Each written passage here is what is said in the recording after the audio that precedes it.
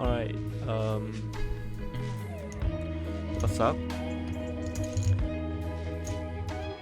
So today will be, I think, the third session that I'll be playing while recording.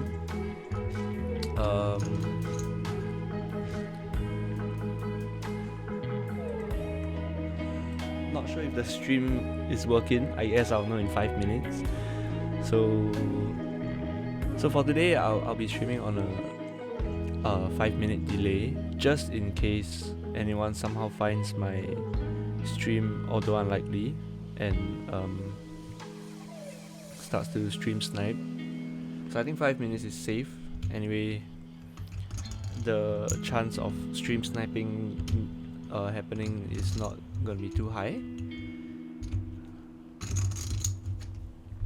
Yeah, so although this is only the third session playing and streaming, I've played quite a number of sessions, totaling 17. So take a quick look at the bankroll. We are now back to starting at $200, just a bit over, thanks to yesterday's roller coaster of a session. Yeah, so 3 cents an hour made so far. Played a total of 25 hours, 17 sessions at 5 cents, 10 cents. So just a quick recap. We'll be starting with a $200 bankroll and trying to shoot for 10,000, moving up stakes every time we hit 20 buy-ins of the following stake. So now at 5 cent, 10 cent, $10 buy-ins, we have just nice 20 buy-ins, and once we hit $500, we can move up to 10 cent, 25 cents, because we have 20 buy-ins of $25. So yeah, not much else to say. Let me just record down starting bankrolls and we can start.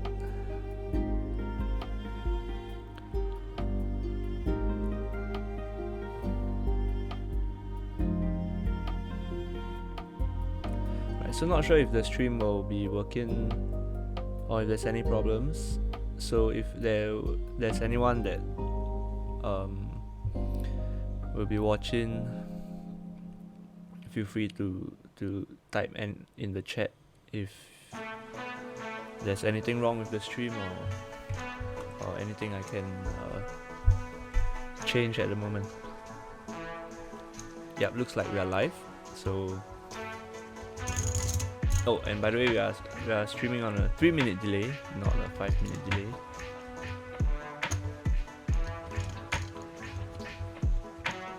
Yeah, so let's get into the session. As usual, we'll be playing 4 tables of Rush and Cash. Don't think we'll be short taking any tournaments yet. Maybe in the near future.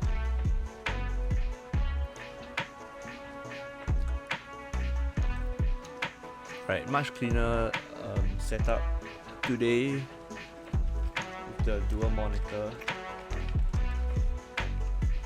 Oh, and do let me know if the stream is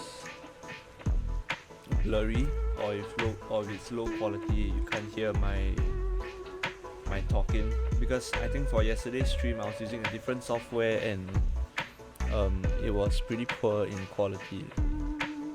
Yeah, so hopefully today we'll be streaming at 1080p, and same for today as well. The entire session will be uploaded onto my YouTube channel.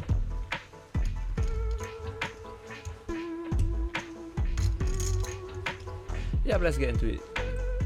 Let's try and get some run good for today's session.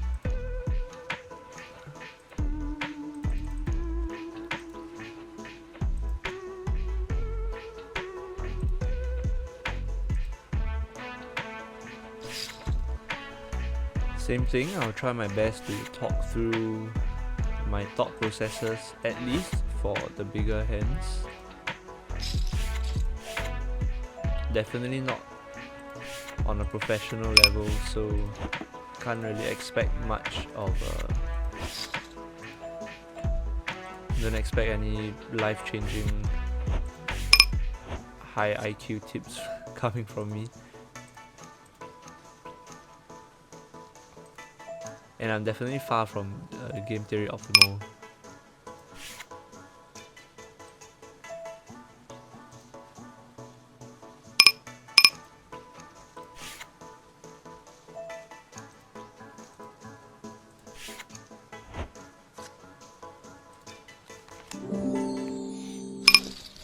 Yeah, so for yesterday's session, we started off pretty well.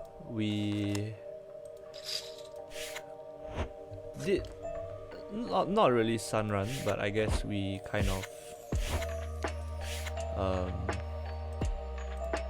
ran okay at the start, built up quite a stack, and then took a plunge into the red.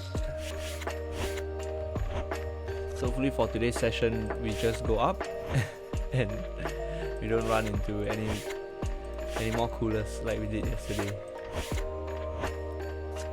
First 3-bet pot here on the button with a7. I think we are gonna peel against a Turkish player. Now we flop a gut shot with a backdoor flush draw.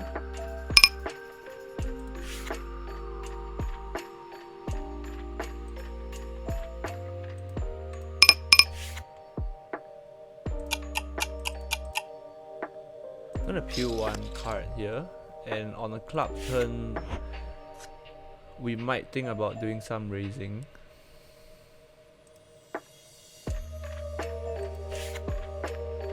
Definitely thinking about putting more money in the pot now that he's checked over to us.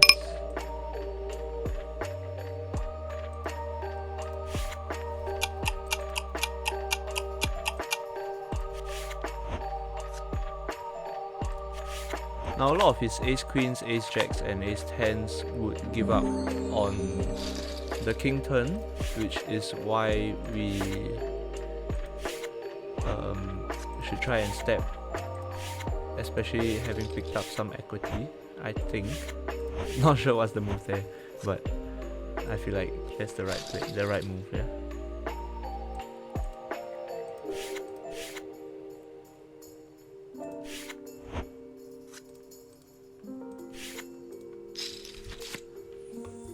Flopping trips.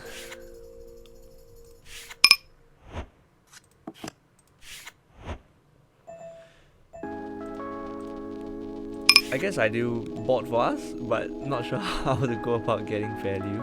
I guess we just go a little bit bigger, charge some flush draws, straight draws, flop a straight here. Let's try and see bet small. Bottom end of the straight not too comfortable, but definitely happy with it. Getting raised here is not the best, but he does have a lot of jack 10s, 7/8s, flush draws, pair with flush draws type hands that we are still ahead of. Of course, not going to be thinking about folding my straight here, especially when nothing changed on the turn. If checked to us, we are definitely going to continue betting, but when he continues here, I think no reason to raise, because although we are vulnerable to flushes and more straight cuts coming out, I don't think we can raise much and get more value from a lot of his hands, so we can reevaluate again on the river for sure. And on a 4, nothing changed. We still lose to jack 7 and queen jack. Unlikely, but he can have those hands, which is definitely what he'll be repping if he bets again, apart from all of his natural bluffs like jack 10s, 7/8s, jack 9s, jack 8s. Here picking up a gut shot together with our flush draw, gonna be calling. And hitting the flush on the river, no need to go too crazy. I think we can just go for about a bit over third.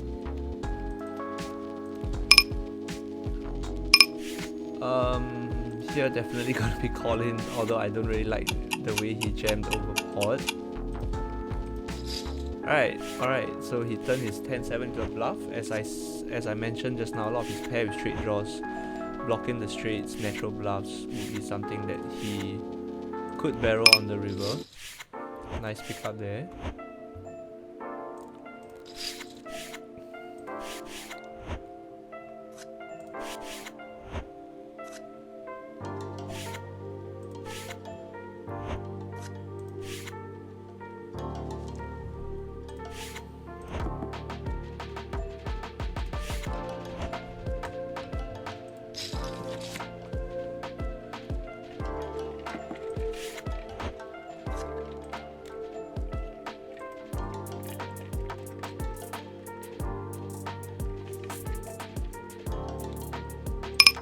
He'll still be behind hands like pocket aces, kings, queens, ace jack, ace king.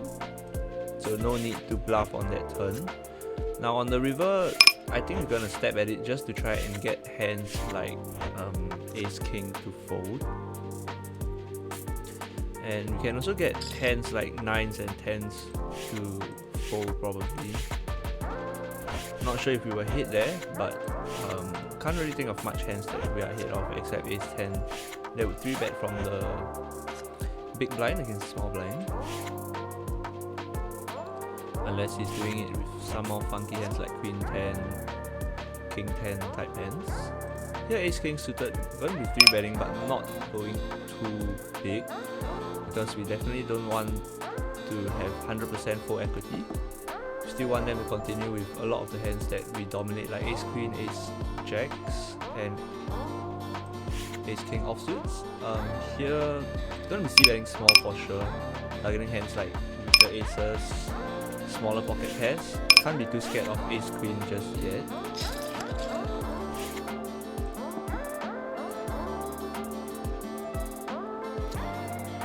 Alright, when he checks the turn there, I don't think he has many strong hands. Sometimes he'll be trapping with a king there, but I think a lot of queen jack and smaller pocket pairs that would be scared of a river bet. So we're gonna go for it here. If he raises, we fold for sure. Not too much else I could do differently, I think. A lot of traps there with hands like king, queen, ace, kings. And he wouldn't be raising any ace there, so you can comfortably fold. Especially for that speed, I don't think it's really hands like queen jack that's bluffing, right?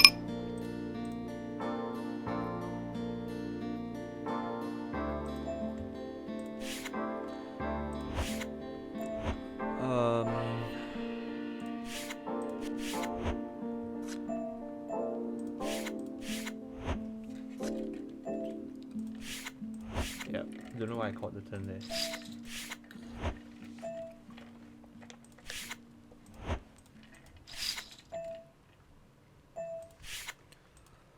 Alright, and for anyone that is watching, to the one viewer possibly that's watching, do type in the chat if there's anything that is wrong with the stream, like if the quality is bad or you can't hear my voice well enough, the music's too loud.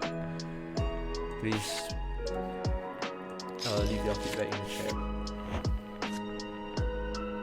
Or let me know that you're a real person. You know, yesterday for the entire stream there was one viewer consistently there, but I wasn't sure if that viewer is myself watching through the stream manager or if it's a real viewer. So do please type something in the chat so I know you're there.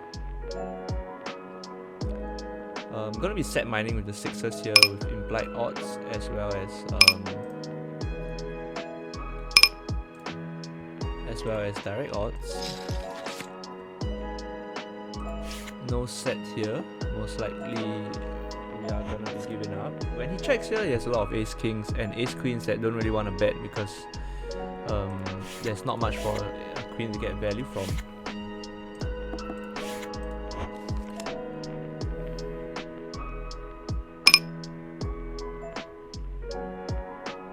He's gonna be calling because he will barrel a lot of his hands that contain a single heart as well. And on the hard river, we're just gonna give up and pray he has like ace king offsuit. Yeah, single heart type hands. Unfortunately, he has queen, so we're behind all the way.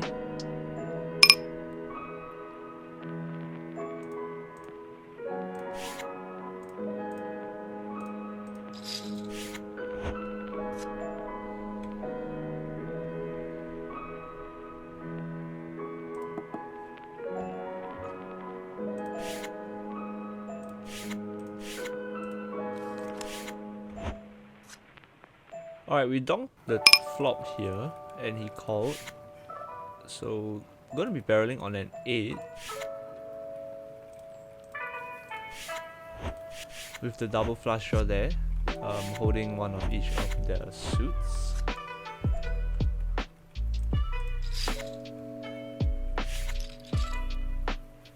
because I think he still calls 2 overs and all of his flush draws.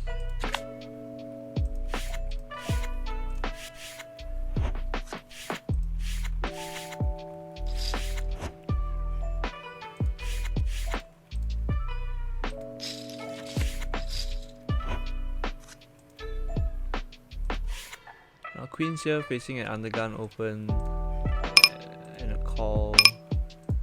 Gonna be 3-betting, not too big.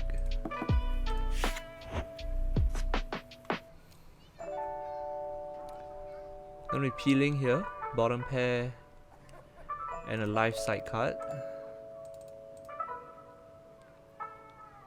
Top set. So good at sets.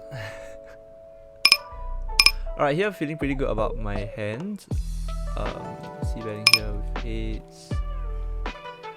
Gonna be check calling a pretty good portion of the time against king, queen, queen jacks. 10-9s is not good. River the nuts here. Why not, right? After running bet yesterday, time for some run good. So we just go for a bigger sizing here because a lot of hands like king, queen, king, jack would choose to hero call here from a GTO perspective.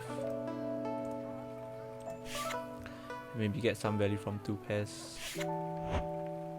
Here on an 8, I think we still barrel small just because he can still call hands like queen, jack, jack 10s, pair of straight draws, and 2 pairs.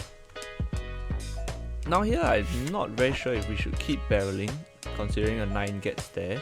Hands like 10-9, queen 9, already losing to jack 9 on the turn. I think we go for a small bet here. I don't think a 9 is raising as well when we barreled 3 streets. Could be trapping with a hand like jack 9 here as well.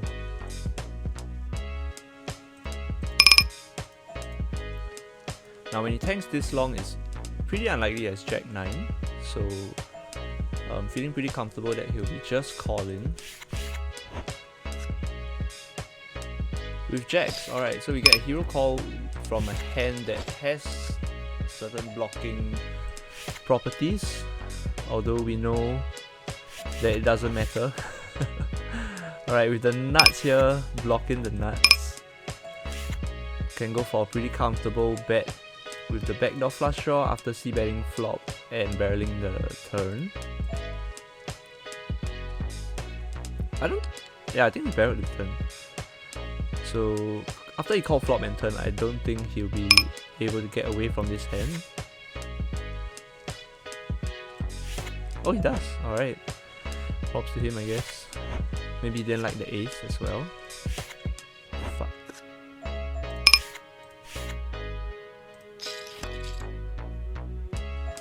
Holding a heart here makes it easier for us to continue on turns with a heart.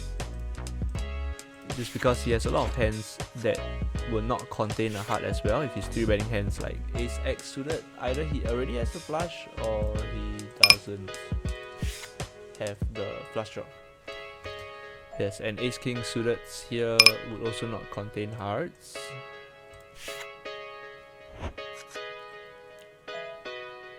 Although on this specific board I don't feel too happy about continuing, so I think I'm gonna fold. Now calling my 4-bet here leaves him with a pretty condensed range of ace kings and queens, so we're gonna go a bit smaller here. Let's try and get some floats from ace kings and a smooth call from queens and jacks.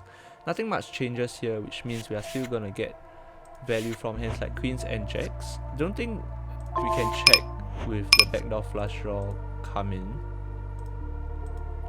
So we're gonna continue barreling for about half.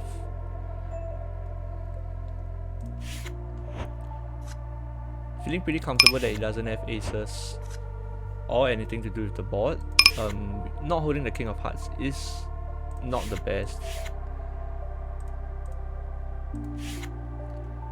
I think we can still go for a small bet trying to target his other pocket pairs that might go for a call.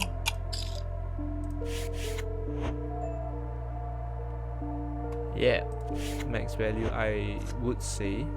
We can go bigger if we have the King of Hearts for sure. So if we had the King of Hearts, we could put him all in. But I think without the King of Hearts, we have to go for a smaller size for value, just because it will give him more opportunities to raise with his flushes that will leave us enough room to fold, even though it's not much more.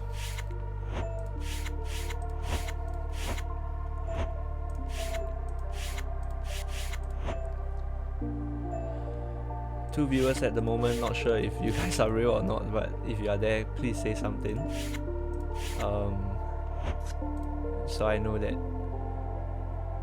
someone's out there watching, and if there's any feedback for the stream as well, do let me know. I've changed my streaming software as well for today's session, so hope it's clearer unlike yesterday.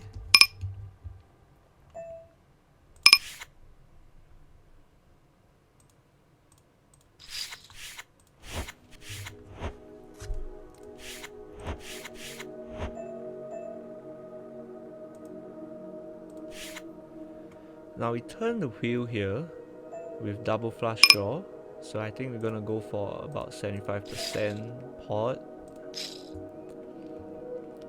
Target hands like top pairs and flush draws. Sadly they didn't have any of those.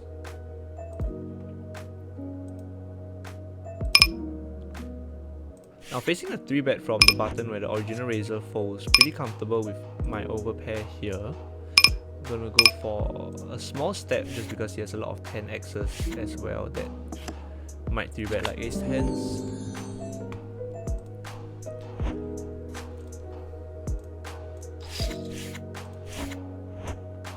Yeah, the ace on the river is pretty unfortunate. We were gonna go for a bet check bet line, but on an ace, pretty unlikely that his floats. Pretty likely that his floats contain an ace, which is why I don't think we should have barreled that river anyway.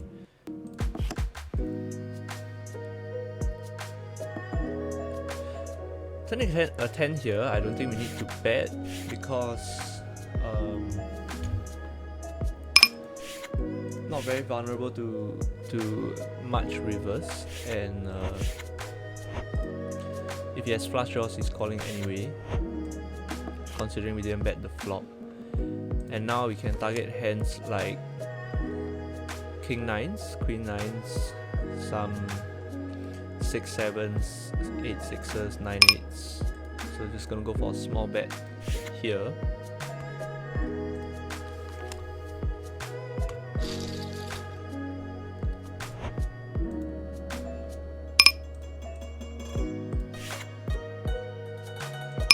Kings are gonna decide to go with a bigger sizing for my 3-bet, just because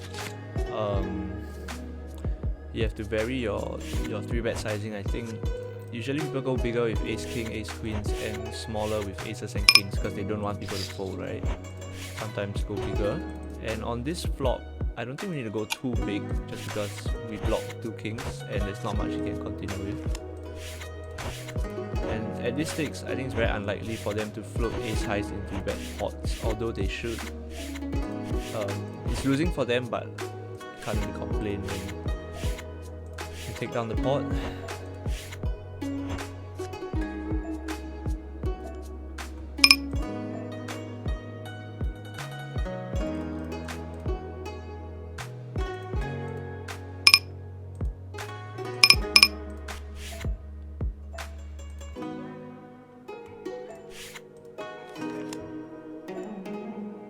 Putting the ace of diamonds here, second pair, we're gonna peel a card.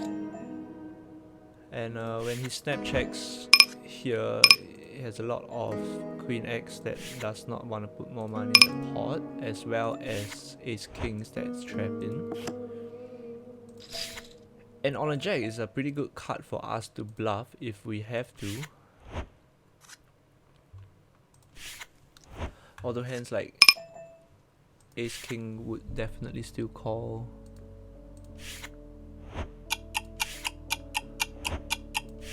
Not much for us to catch here.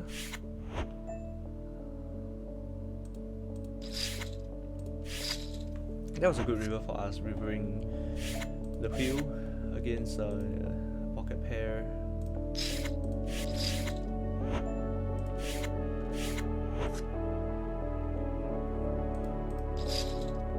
So good at sets.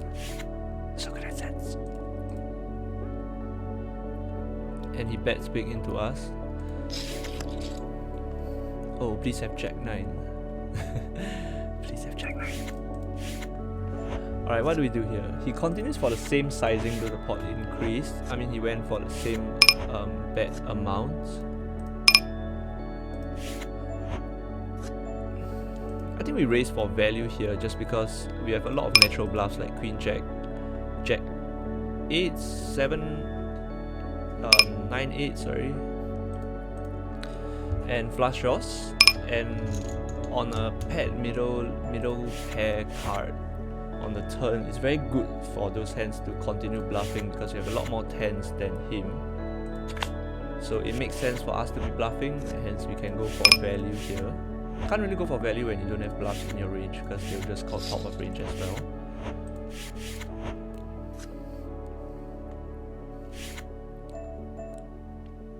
Wow. Hits us with the so confusing and then puts us all in.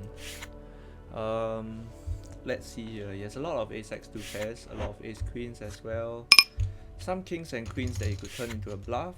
Maybe queens and jacks, most likely. He cold called our 3-bet pre, which means he has either a weaker ace than us. I don't think it's just flat cold calling ace-10 offsuits, so that leaves 2 combos of ace-10s and a whole bunch of queens and jacks. So I think we are still going to be calling. Pocket 7s as well would be kind of a bluff there. 7-6, alright. He managed to talk us into a call there with the A good. Nice answer. Pretty unfortunate river for us, maybe can't really think of 7-6 there, cold calling out there and calling 2 streets with a gut shot. I don't think yeah, he called 2 streets with a gut shot and no flush draw, so pretty happy with our call there. Said that he was a little bit more sticky with his draws there. For him, I guess can't really blame him because if he hit his gut shot, he's pretty confident that I'll call with ace king. He can continue there with implied odds. So I like his floats on the flop and turn. Nothing too bad about it.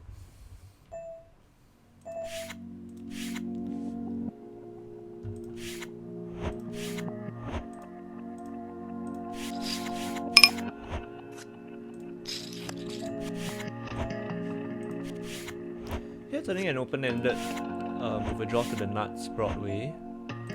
I think we don't need to go for a raise here, but it's easier for us to continue not holding any clubs in our hand.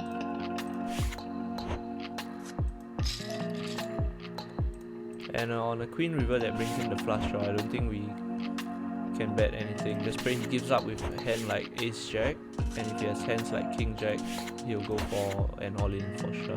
10-9, nice hand, sir.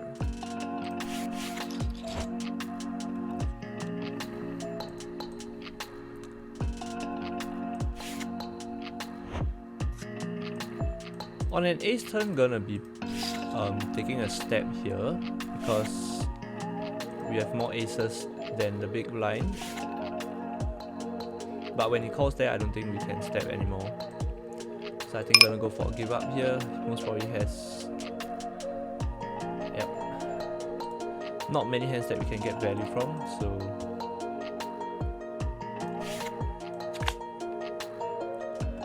queens.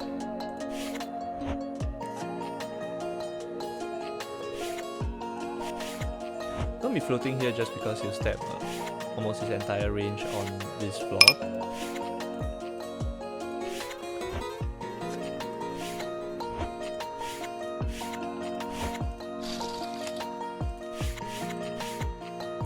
Alright, for anyone just joining, This is the Bankroll challenge from $200 up to $10,000. What we'll be doing is moving up stakes as the bankroll grows.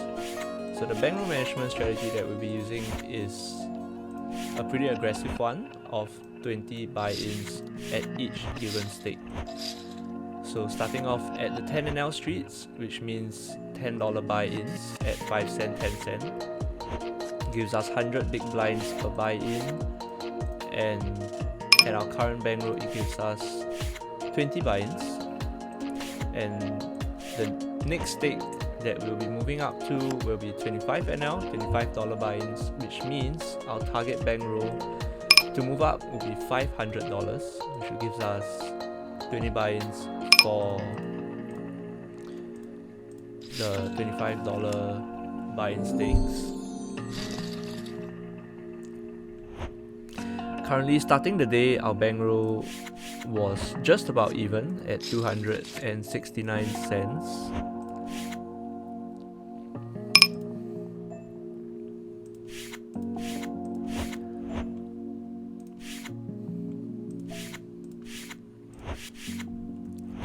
So whatever is displayed here is my current balance minus my current buy-ins. So you can kind of estimate how we are doing on the day based on that.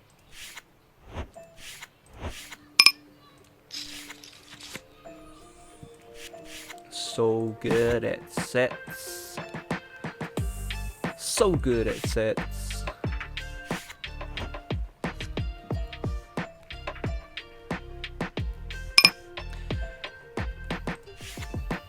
No need to raise here, I don't think. And facing a 4-bet from under the gun, I think we're gonna call and see a flop of King King Jack. So losing to pocket jacks only, we're ahead of hands like aces and queens, chop in with ace king. Don't think we need to go too crazy.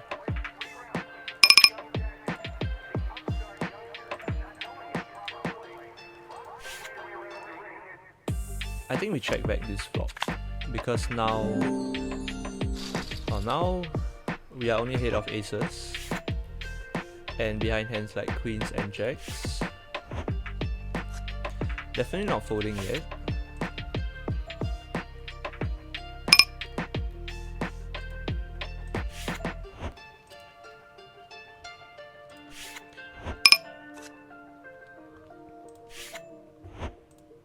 I don't think we need to go for value at this point, also because hands like aces might still find a hero fold, and we might only get called by hands like ace king, which we chop with queens and jacks, and the occasional king queen that chose to 3-bet. So we can just go for a pretty comfortable check on the river and ace deuce. So we got pretty much the maximum out of him, folding to any of our bets, and yeah, pretty interesting that he chose to turn ace deuce into a 4-bet bluff, because at this stakes, pretty unlikely that people go for 4-bet, 5-bet bluffs pre, so I guess we have to note him down as well.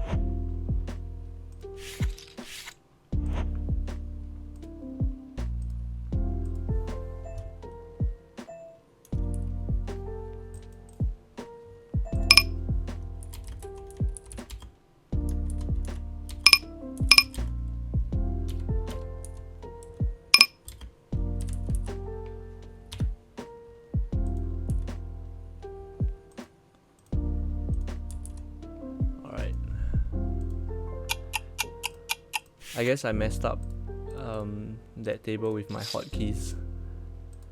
That's kind of the problem also with using the hotkey function on GG, which is that when you're trying to make notes or type something and your focus is still on the table, it will randomly mash buttons for you.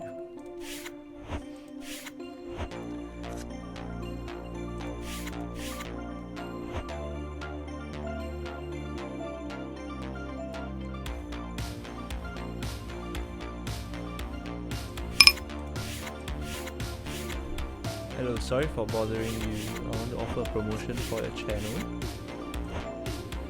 Price is lower than any competitor. Flexible and convenient auto management panel.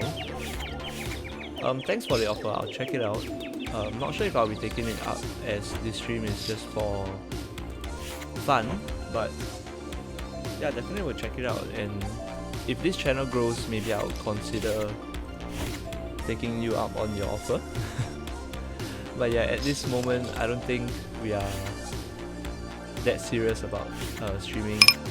Just wanna document the journey as I go along this Bankroll challenge. I'll be doing this Bankroll challenge even without streaming. Just decided to stream to keep myself accountable and try to, you know, create a story out of this. If we do hit 10,000, it'll be quite amazing. You know, a lot of people are saying how it's hard to be profitable on the GG Poker streets because of the high rate and the neat tendencies of players on this site, I guess. But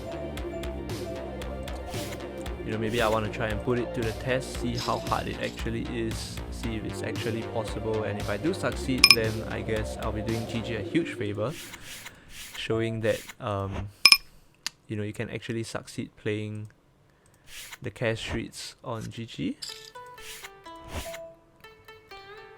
Alright, back to focusing on the grind.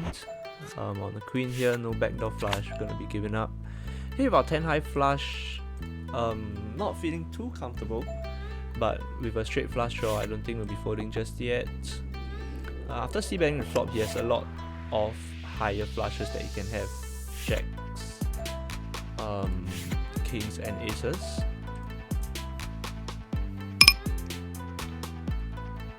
Don't think we go for value, but we can feel pretty comfortable about calling a bet from him, just because he wouldn't bet most of his flushes except the ace high flush. Players here tend to check back king high flushes as well.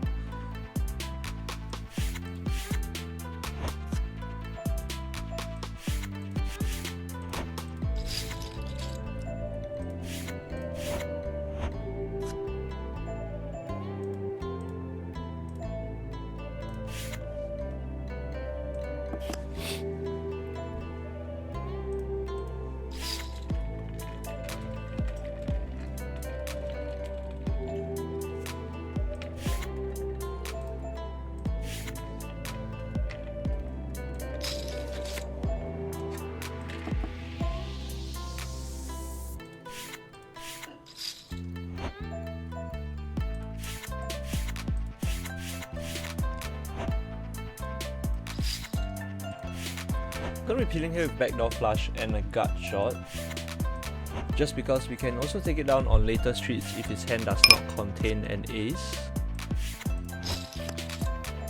Hitting the straight here is good. Now we pray he has an ace of flush draws. Don't think we can do much donking here, but we can do a lot of check raising. Hands we can have would be 8-7 of diamonds, a lot of diamond type hands, and now try and get hero calls from hands that contain a diamond. Maybe if he has any ace X with just the ace of diamonds, he might go for a hero call on this river.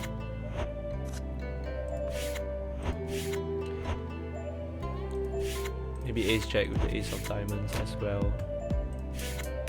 When he goes for a raise here, he could have higher flushes, although I think his higher flush draws would have barreled the turn, so I think we can comfortably call this river, although it's a huge overbet.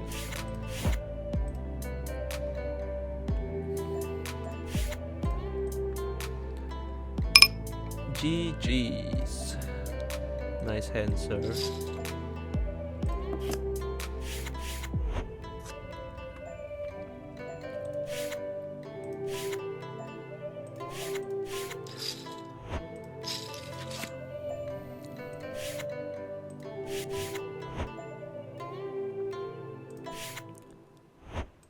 Now, not too much reason to bet here, even though he checks, just because he still has a lot of hands that...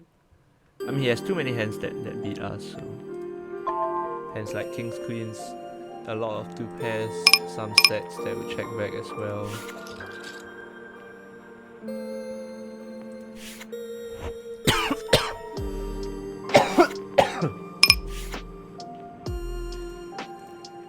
And we're still ahead of hands like King 9, Queen 9s.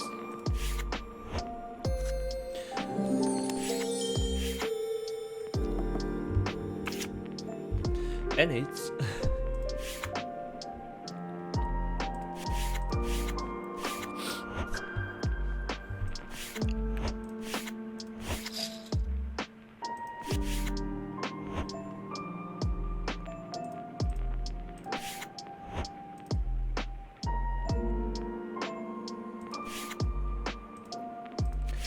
Now once again, if anyone's watching and you are real, please feel free to type something in the comments so I know that you're actually there. So good at sets. Now we check back here because he 3-bet. He has a lot of King X's.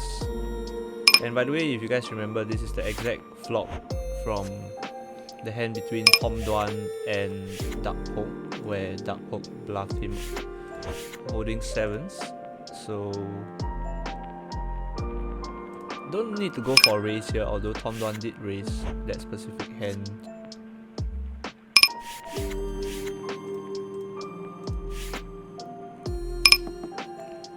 Now we can check raise this turn because we have the 7 of spades, which means we have a lot of natural bluffs like 7, 8 of spades, 6, 7 of spades that we can have. A lot of 10 8s that might raise here as well for bluffs, which means we can go for value. And on a King River, I think we go for a BSTI here, bet small to induce. Here 4-betting pre. So we bet small, hoping that he senses weakness and raises all of his King X. In this case, he probably doesn't have a king in his hand, so thank God we didn't raise the flop, I guess.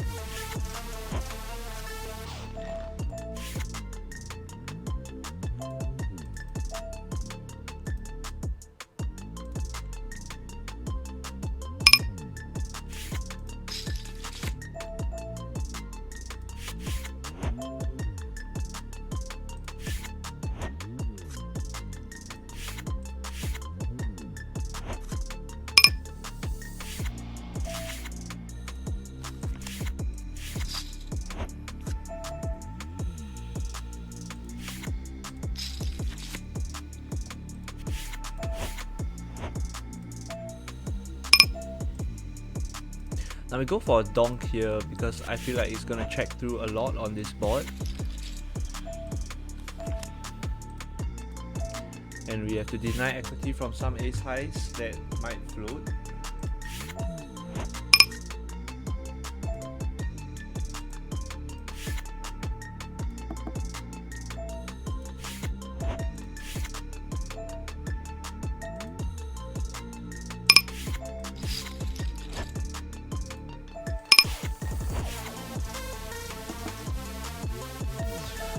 And as well, for anyone watching, do let me know the quality of the stream, because for yesterday's stream, the quality was pretty bad.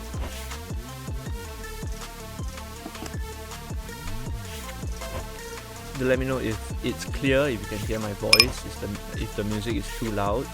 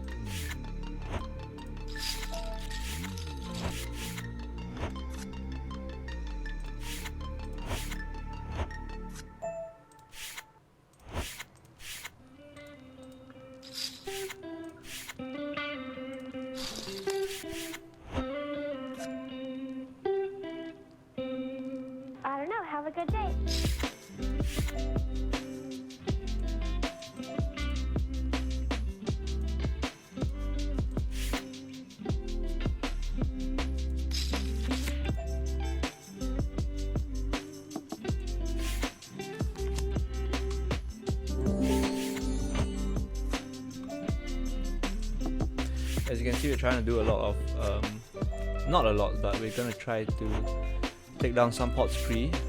The hands that we are choosing to do that with is our maybe offsuit 1 Broadway type hands with decent blockability and not so much post-flop playability, like King 9 off, Queen 9 off.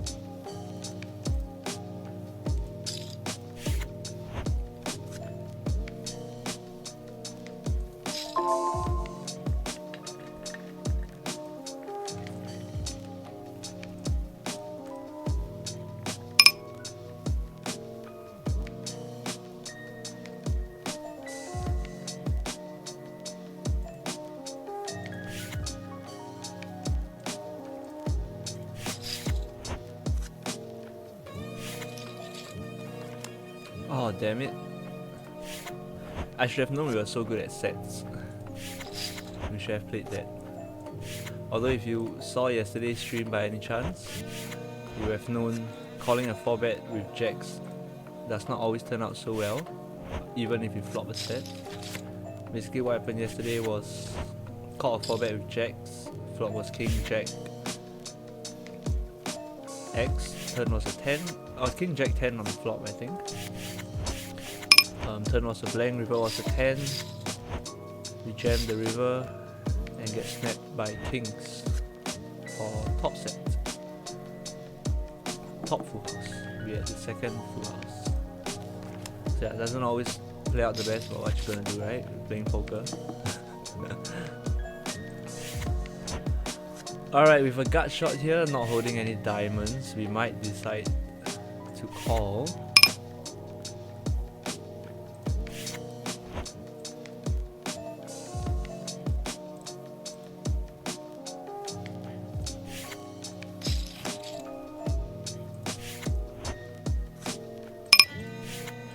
Pretty much we give up here, we still beat hands like Queen Jack with no diamonds. Here picking up a gut shot to go with our flush draw, I don't think we'll raise.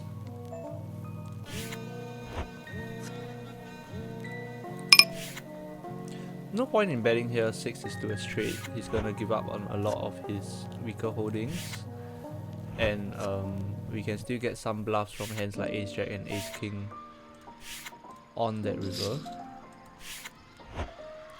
But I think with 1 to a straight on board, no reason to go for value there, because on GG Poker a lot of them could still comfortably fold top pair.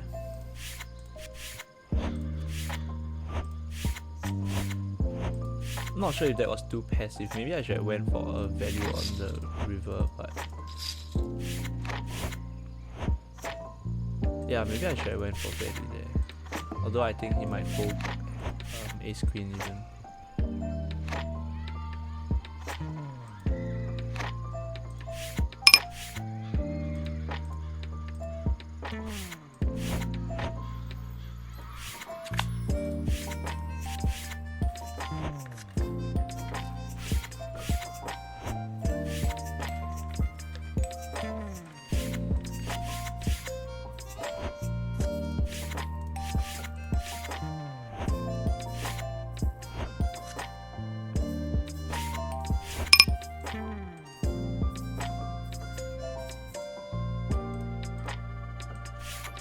actually betting 7-6 suited here as a semi-bluff pre, and getting 4 bet is not what I like to see.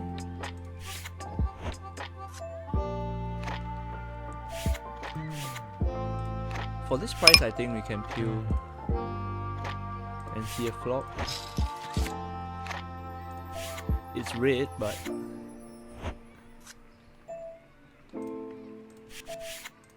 not really a flop we can continue on with 0 equity.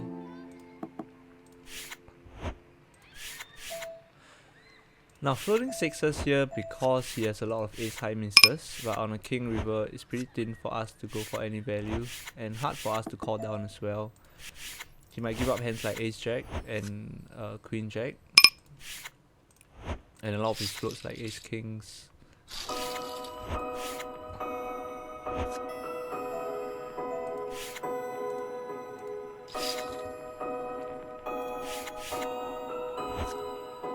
So good at sets.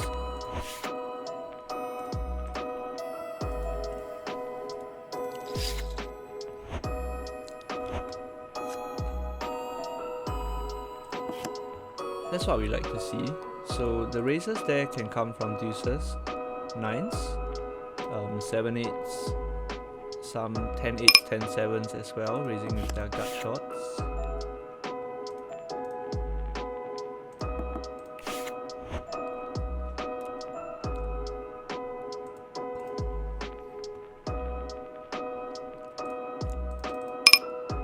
I don't think I think we raise it again just to single out the top of his range as well as his stronger draws. Still wrapping some over pairs, so if he has a hand like deuces, he might still go for it. I don't think he has many 2 pairs. Still has a lot of 4-5s. Oh wow. 7-8s that he might decide to go with.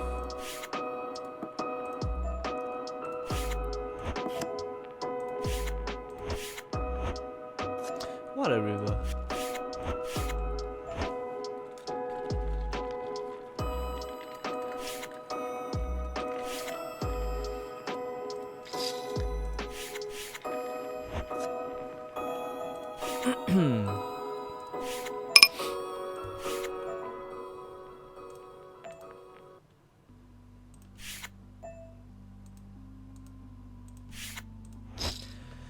Now when he opens out the small blind, his range is really wide. He has a lot of ace X's that will open from the small blind versus blind that we can kind of get value from if they decide to float the flop.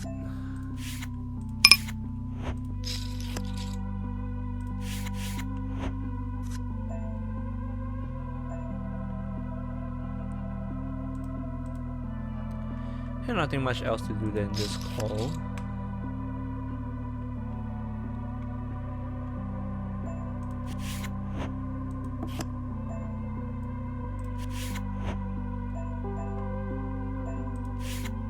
Now when it goes that big here, it's pretty much always a flush.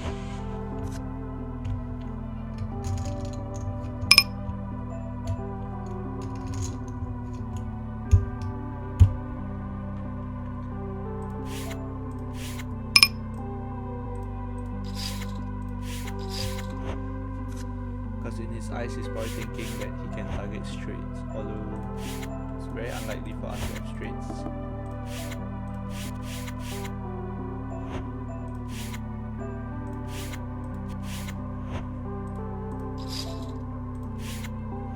Same thing, I'll try my best to talk through as many hands as I can.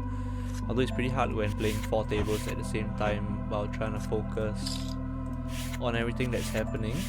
But I'll try my best to talk through at least the bigger spots. And in no way is my opinion or my thought process the most optimal. It's definitely not GTO. But I'll try my best to let you guys know what's going on in my head when I make certain plays that seem punty or rarely seem out of this world.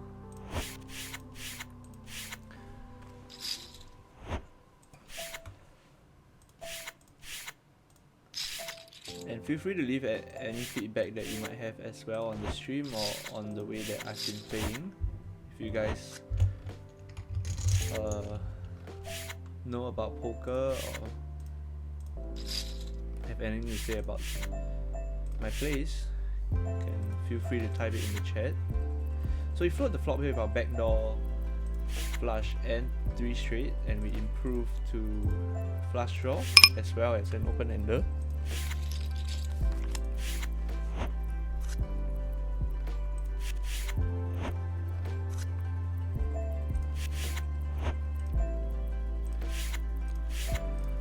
So we don't want to wait until the river, we don't want to wait until we hit it in order to win, so we go for a bigger sizing here with so much equity. Hoping to take down here, but of course if he calls we still have potential to draw to the nuts or close to the nuts.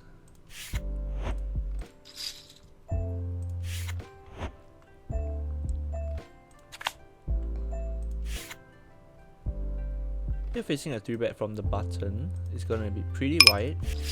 Considering 4-betting, but I don't think I'll 4-bet here with 1 behind. Although taking a more aggressive route with 1 behind, you probably will be more inclined to 4-bet, I think. I'm gonna check on this flop because he has a lot of ace kings that would snap fold as well, but continue to c-bet. And he could still have overpairs, aces, kings, queens and jacks that would be more comfortable here, and we don't beat any of the other pairs he can't have. Or we beat 8s actually, but we lose to 9s and 7s. I'm just gonna call here and return the top bolt. So good at sets! Anyone out there, please type in the chat, so good at sets. Now the thing is, do we go for any value here? When we call the flop, we have a lot of pocket pairs like 10s, 9s and 8s. If he has a hand like aces, he might think that we can still have hands like kings, queens and jacks, so I think we can go for a pretty healthy bet here. A size that probably he should still raise if he has any overpairs. Maybe go for a bit under half. He folds hands like ace king anyway, and he wouldn't bluff those hands on this river, still beating a huge portion of our range. So hopefully he raises over pairs here, holding close to the nuts. We'll be happy to put it all in. When he tanks that long, he might not be raising anymore, but we can still get a hero call from ace king. Alright, not much to get value from, as when we called the flop we knew we were pretty much ahead of some portion of his range, and just so happened it seems like he had that portion of the range. That moment, here he called pre, initial raiser folds, he bet the flop, so unlikely there's a hand like ace king, so not gonna be folding king queen just yet.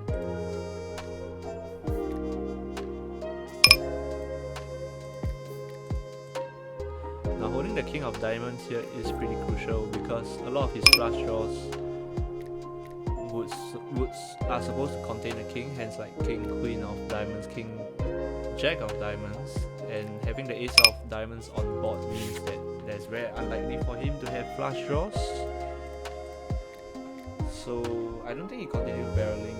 He continues barreling hands like king, queen here. So his range here is a whole lot of ace7, ace-x of spades that might have revert top pair and weaker kings. I don't think he continues barreling weaker kings here though. Maybe 6-8 of diamonds, 6-8 of spades.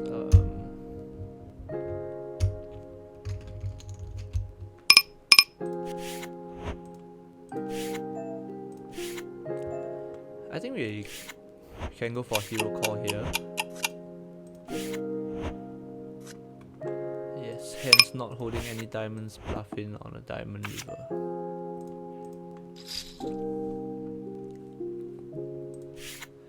Pretty nice catch there. Puts us pretty comfortable on this table with a healthy stack size that we can go for more elaborate bluffs and have more maneuverability post.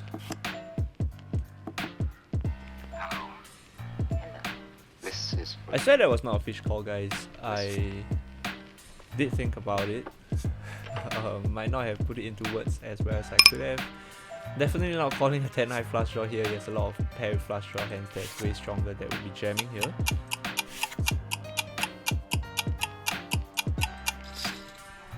And for smaller 4 bet here, after getting a small 3 bet from the big blind, just because he raises a lot of his range against small blind.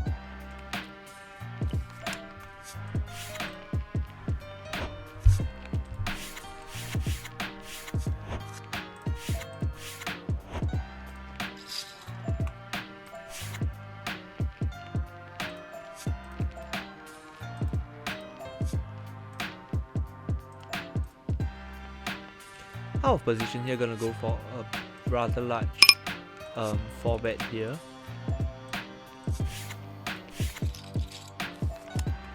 Maybe you shouldn't have. I feel like that's the case, you know, when you don't 4 bet, there's an ace on the flop. But when you do 4 bet and they fold, a king comes. What do you think?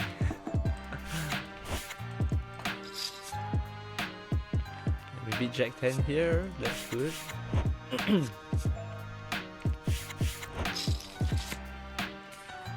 Now consistently throughout the stream I've had 3 viewers, although I don't know who you are, and no one has said anything in the chat, so I don't know if you are real or still that's so good at sets. But if you are there, please say something in the chat so that I know you are there and I'm not talking to myself. Alright, let's turn our focus to the set here. I think we put it in here just because there's a lot of queen jack, jack 10s that we can have, a lot of flush draws that we can have, that he will call off with ace queen and over pairs.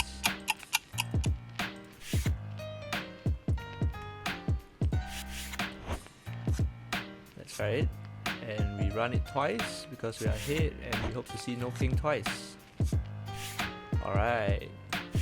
What a nice pickup, and reverting 2 pair here, I guess. We barrel here with our lower end of the straight draw, holding no diamonds. Now the way he told me that he could have hands like queen jack and flush draws, so we're gonna go for a small bet here that those hands would likely fold to. And if he has a hand like a 10 or an ace will call anyway, so not trying to get an ace to fold for sure. And a 10 would still raise. And here, reverting 2 pair, we go for a bet and he jams all in.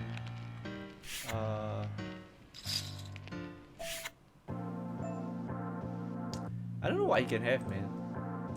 I mean, that's a pretty random all-in bluff, right? In the pot of 6 big blinds, he jammed 100 in. I don't think it's worth calling, but pretty curious to know what he has. Turn the nut straights there. Now we call here because he can have a lot of hands that has 1 heart.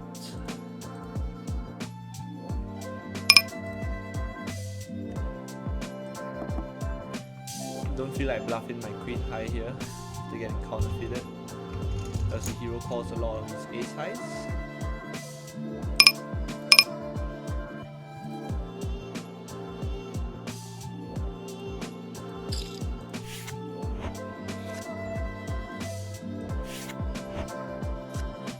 Here holding the 9 of spades, it makes it easier for us to continue.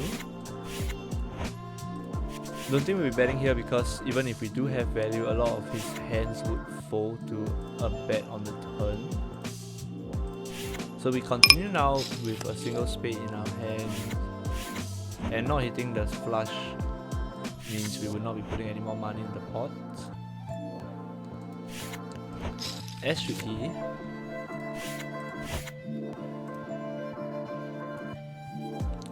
Okay, donking out on a pretty sizable lead here. If I open-ender on a flop that most likely will go check. Don't want to give ace highs a chance to float.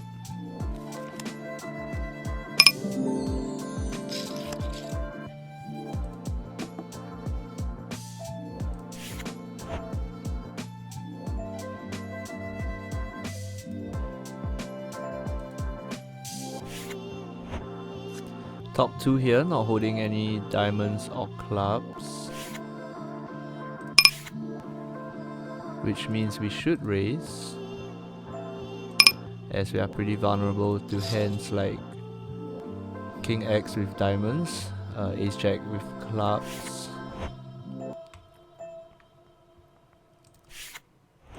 We block Kings and Jacks, which is great, and it's more unlikely that he has a hand like pocket fives after 3-betting us pre. And on a diamond turn, a lot of his legit hands would fold anyway, so I don't think we have to step here. So good at sets! And yeah, we'll call off his bet on the river depending on the sizing. Not sure if we can go for any steps. Gonna go for a small raise here just because there's a flush draw out there and we're not holding the 7 of spades. Right, we go for a small bet here just to target any King X and it overpairs. Not overpairs, sorry. Just King X. We lose to overpairs. And definitely calling his jam here. Kulagas. No spade please. One time. Dealer.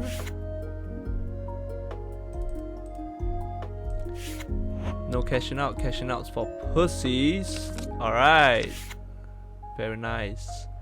Now with our flush draw here, I don't think we're going to be raising on a pet board, but we're definitely going to continue drawing to the nuts. Flush.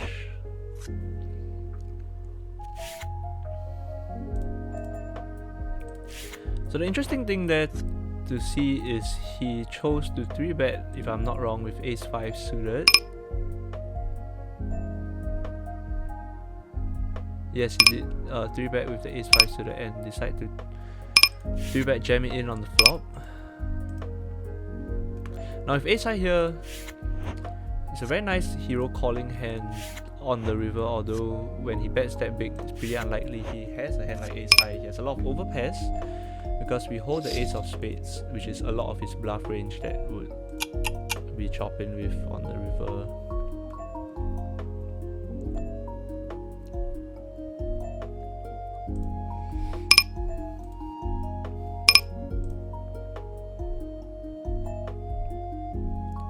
I don't think we hero call here, just because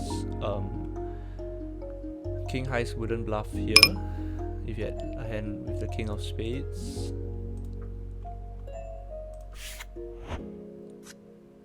Now this is an interesting one because the flush got there on the turn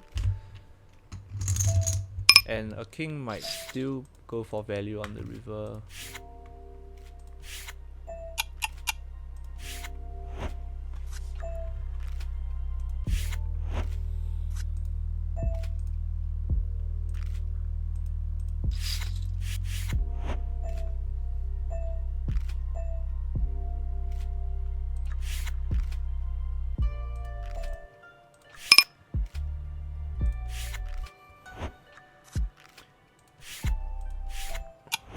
We probably should have raised the turn here.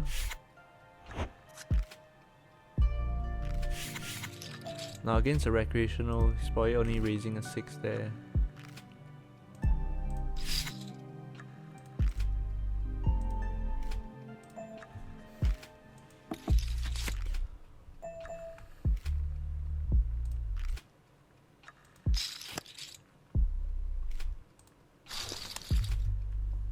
Let me raising on the deuce there.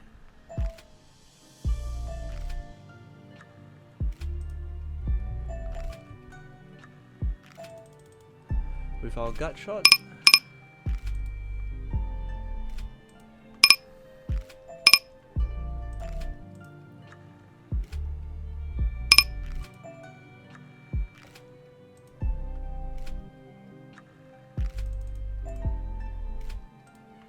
And here with 3 jacks, pretty much have the best hand all the time.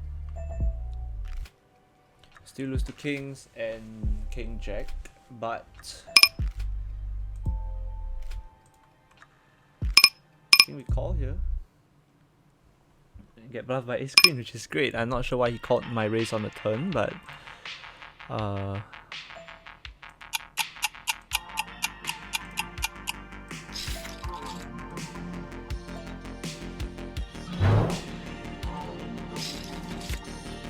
we'll take it. And here, when he checks back the turn, pretty unlikely he has a hand that he can go with a call on the river, so we're gonna go for a bluff with our pair of 4s. Fuck. King 10.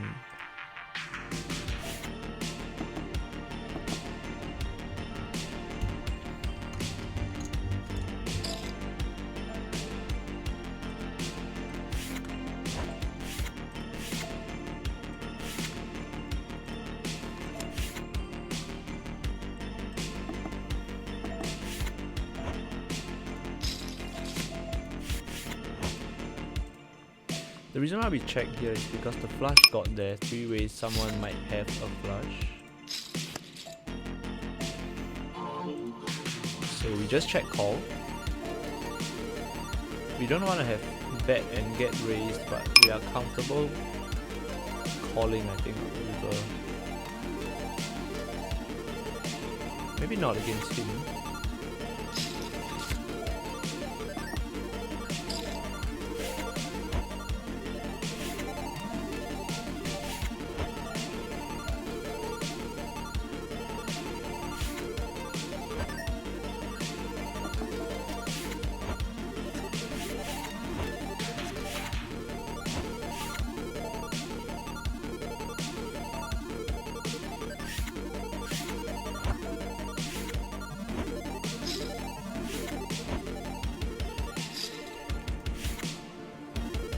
Alright, once again, I'm gonna ask if anyone's watching the stream, do let me know that you're there. Just say hi in chat or something like that, so I know you're there. Because I'm pretty curious to see if there's anyone actually watching.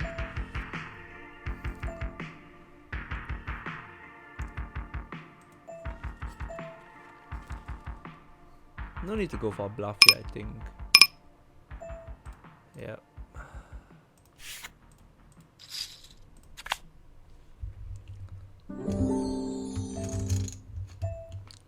Because for the whole of yesterday, there was one viewer. I'm pretty curious to know if it was an actual viewer or if it was just the view coming from me watching it on the stream manager. So yeah, do let me know if you're there. There's 3 viewers, so there definitely has to be someone watching, right? That's not myself.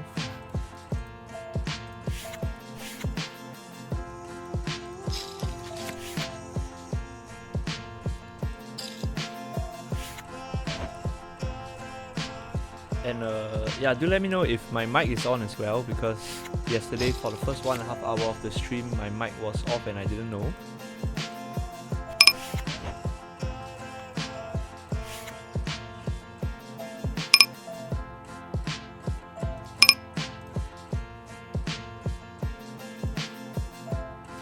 Here we go for a bet targeting hands like Jack X with a diamond.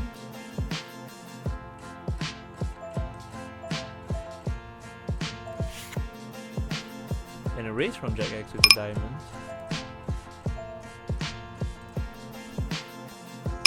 Now we don't go for any bets on the river with our 9 here, just because we're only gonna get caught by flushes, but we can still get bluffed by Ace Jack with the Ace of Diamonds, and yeah, he might have turned that hand into a bluff.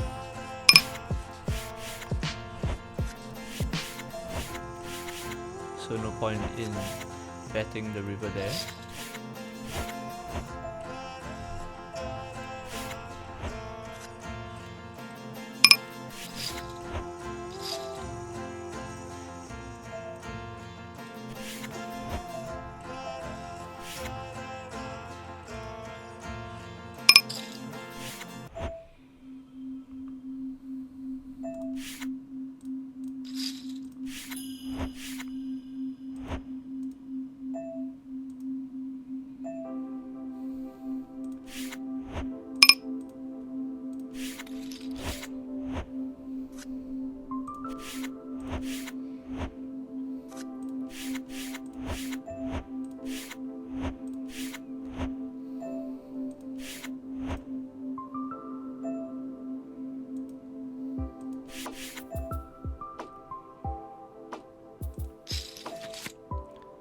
Now we like playing 3-bet pots. It's where all the money is.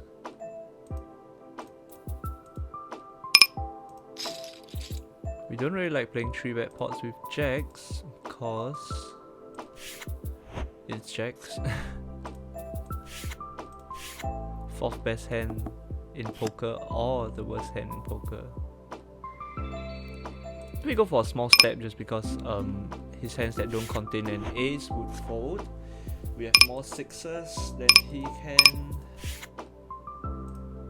and if he has an ace he call anyway. I guess it was worth a step.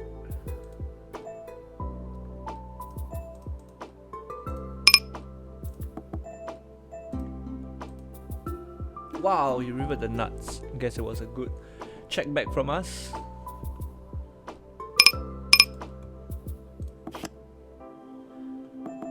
Hi Stuli C. Thanks for joining the stream. I guess I have one real viewer now. Not holding the ace of spades here. I think we still go for a small bet because he can have hands like ace jack or ace x's with the ace of spades.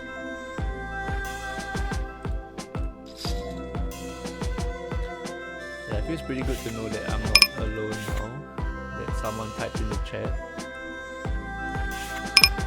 And by the way, I'm streaming on a 3-minute delay, so my responses might be a little bit slow. So please bear with me because I'm a little afraid of some stream sniping going on, although unlikely because I don't think I'm that popular yet.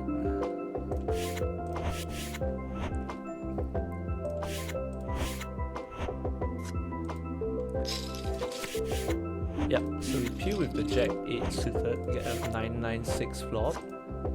Mandatory c-bet from him, I think, from a lot of his range. 3-betting here with 8-7 suited. Now we peel here with not much equity because hands like ace kings would check the turn a lot, and we can go for a few steps. But when he continues betting here, I don't think we can do much about it.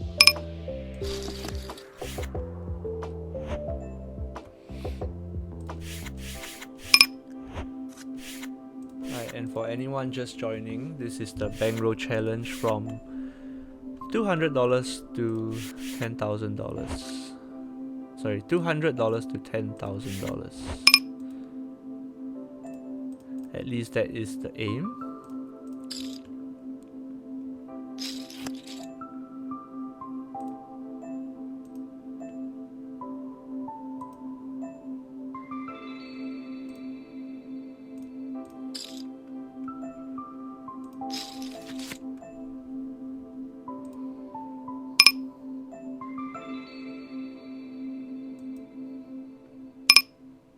Calling here because he has a lot of flush draws that would have raised as well as 9x's.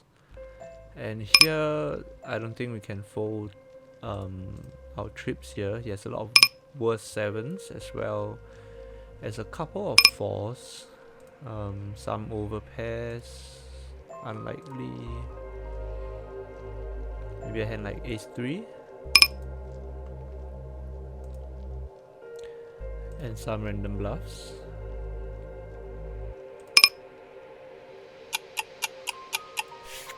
I think we fold because the tendency for players here is not to triple barrel their flush draws as often on pet boards.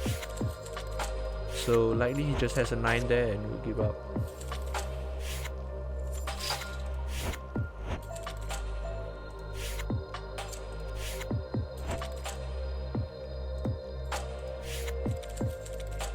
Because we are both deep, I think we can go for a 3-bet out of the big blind here with King Jack suited.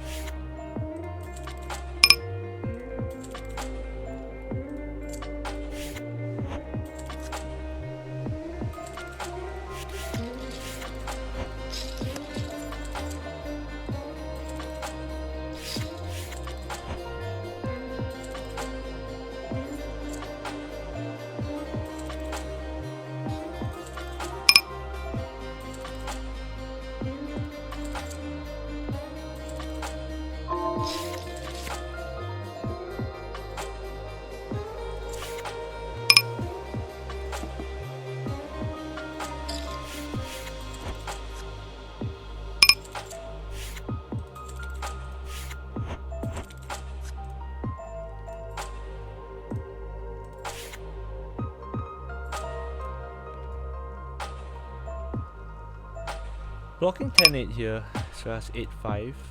Don't think we need to bluff here, but we can go for a check call if he does decide to bet.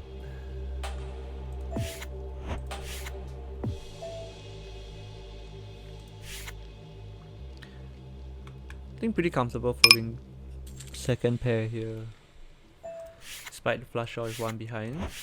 Betting into two players, most likely he has an ace, maybe queen jack that got there, or some flush draws.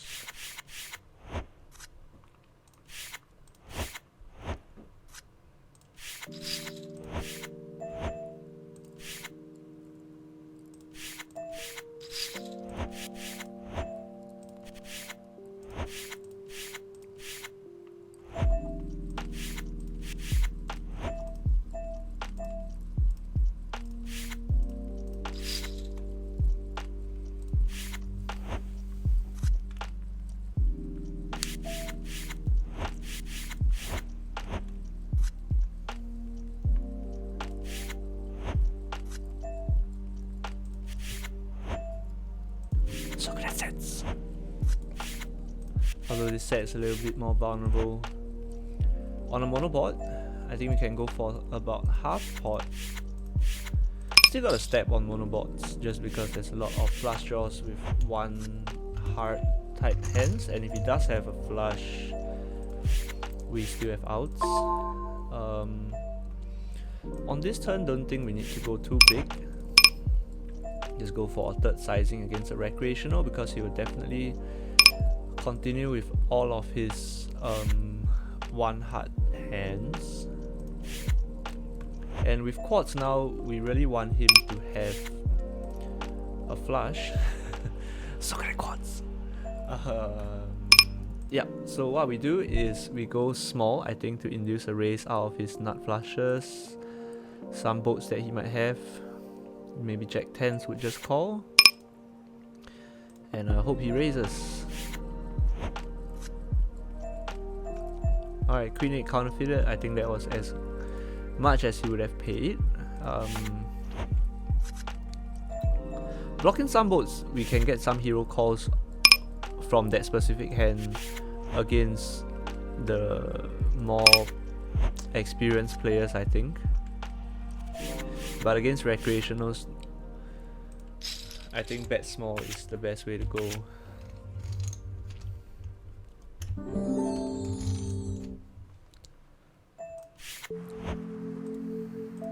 We can go bigger on that specific board against more experienced players, because they tend to hero call more hands, like the queen 8 there. The recreational would have probably folded, and a more experienced or GTO nerd would probably pay off because they block sets, and when I raise there, I am only repping full houses and not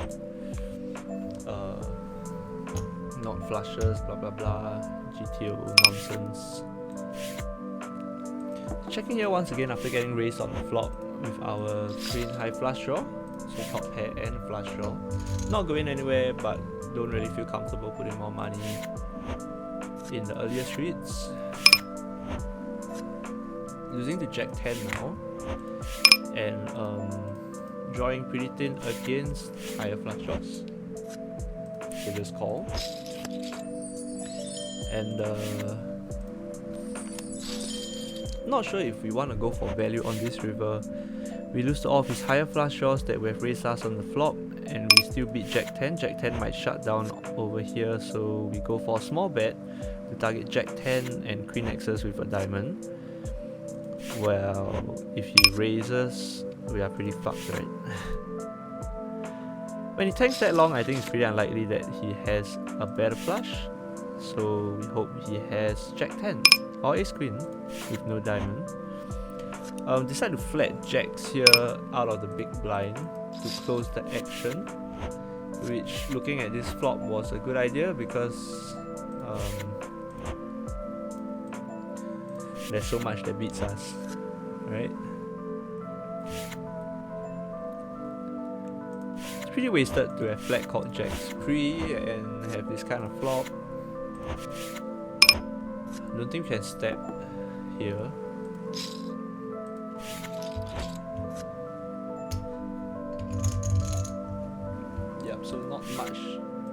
They were point coded pre anyway.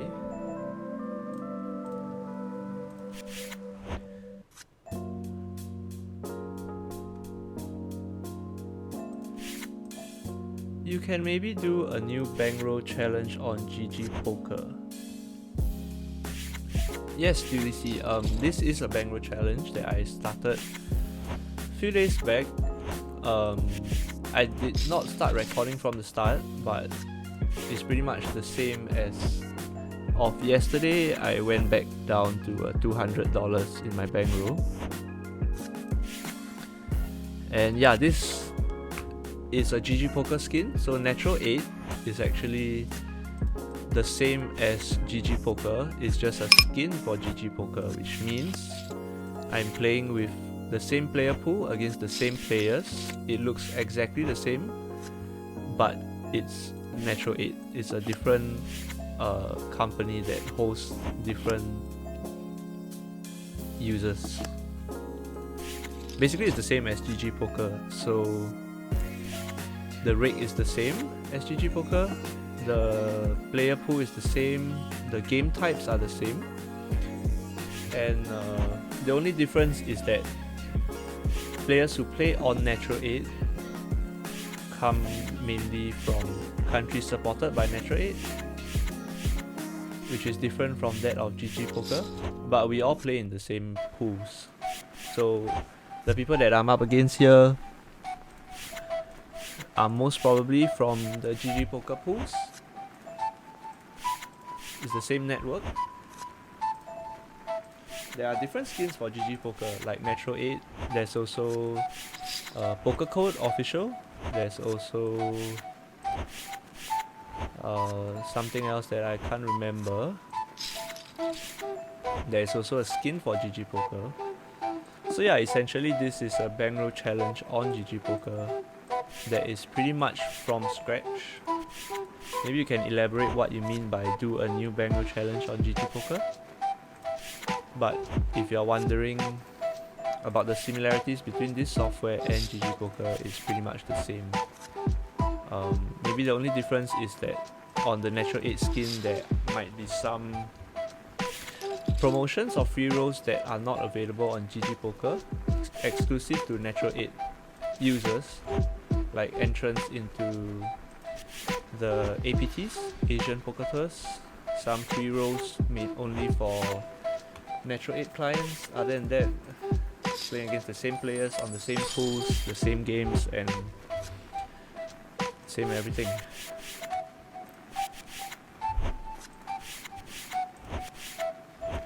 Alright, back to the poker.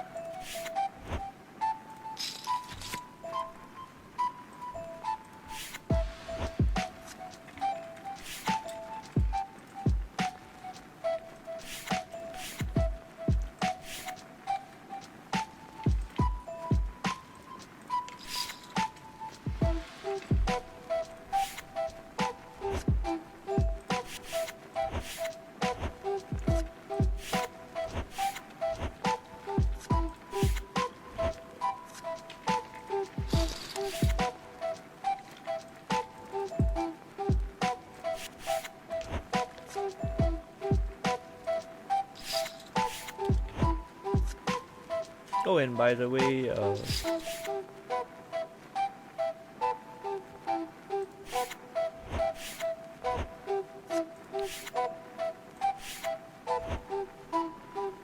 RSTSXDXSDDS. Okay.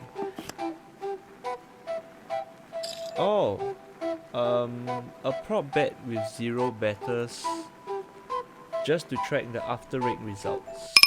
It's convenient. Oh, that's interesting. I did not think of that. Thanks for the suggestion. I mean, if you click on prop bet, you can start a new bankroll challenge.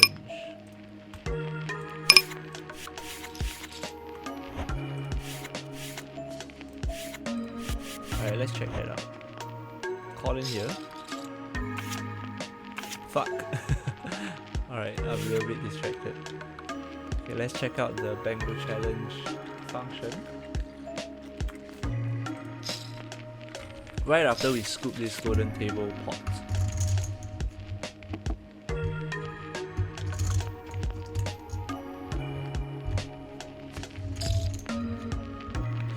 Bye-bye. Alright, prop bet.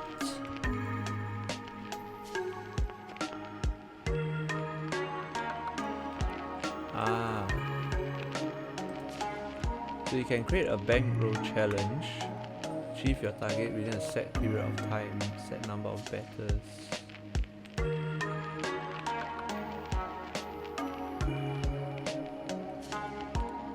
Alright, we include everything.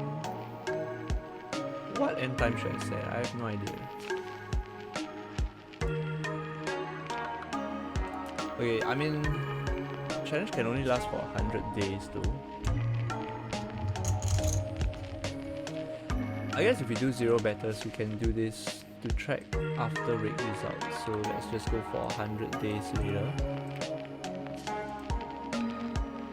How late can we go? Up until October 27th. Okay, this is the latest that we can go. Bankroll challenge amount. Let's put 10k. 0 bettors. Great. Alright. Plus 10,000 in 100 days.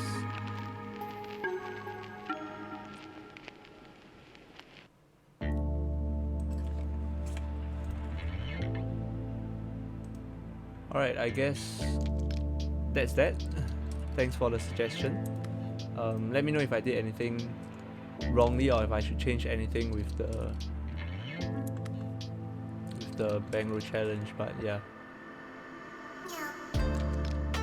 Now back to the poker.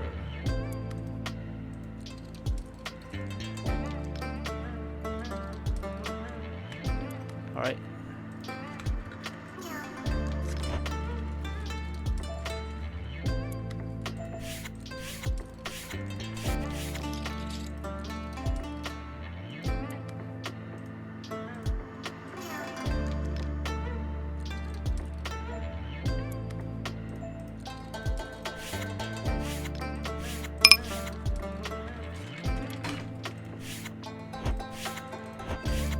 Thank you,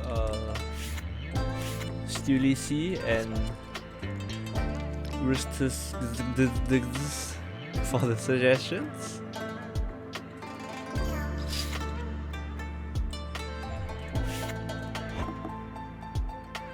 I think that means you can follow along here.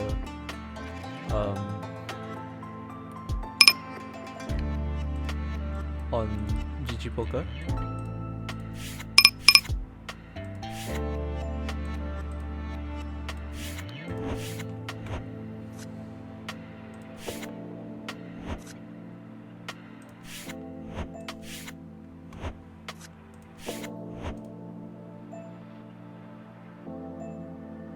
You see bet for a bigger sizing here to target hands containing a jack.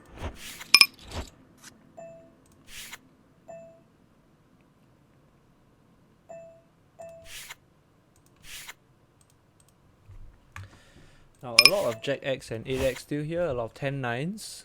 We're now losing to Jack 10s. Not gonna stop betting here just yet. Hands like 10-9. Now on an ace, don't think we need to continue here. A lot of hands contain an ace like ace 10, ace 9s, ace jacks, king jacks, queen jacks. Alright. Very nice. Very nice, that's what I like.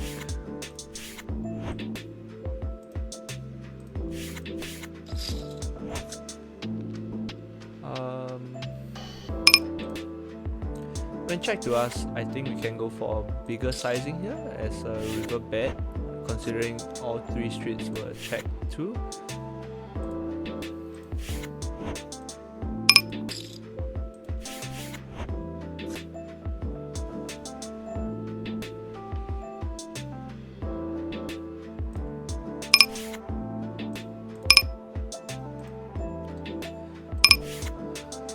Turning a 7 here, gonna continue with our flush draws.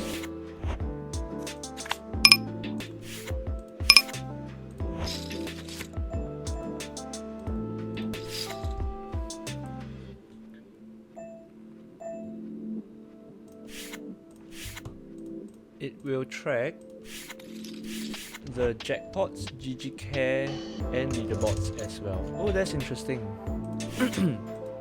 What a cool function that I would never know existed until you let me know about it. Thank you very much.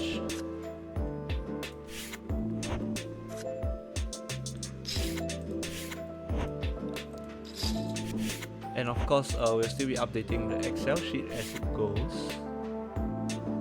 So overpair with an open-ender here getting led into. Just gonna be Colin. Not holding any hearts in our hand is a little bit troublesome, but I think we barrel this turn because a lot of his hands will contain a single heart.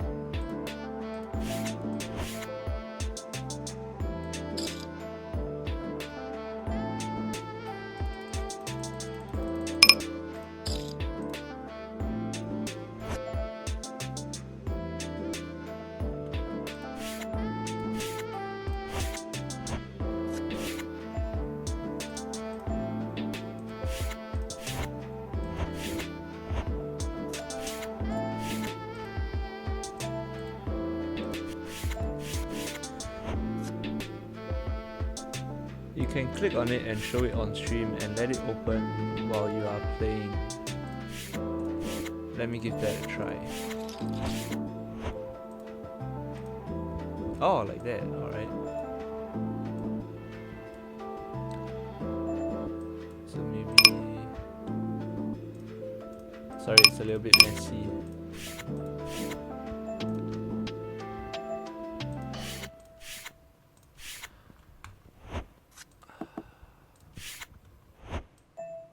So I'll put this here so you can see the current balance.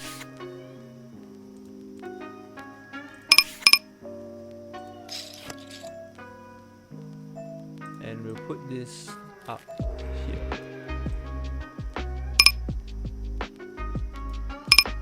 Like that? Okay, hold on.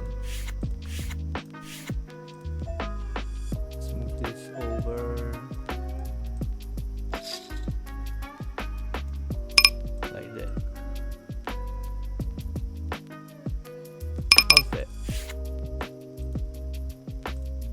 That's pretty good.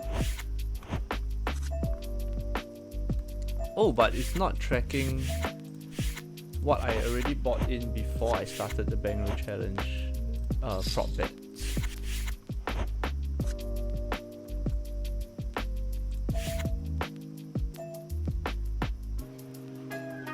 Right, Ace King here against a player that has proven to be a little more passive.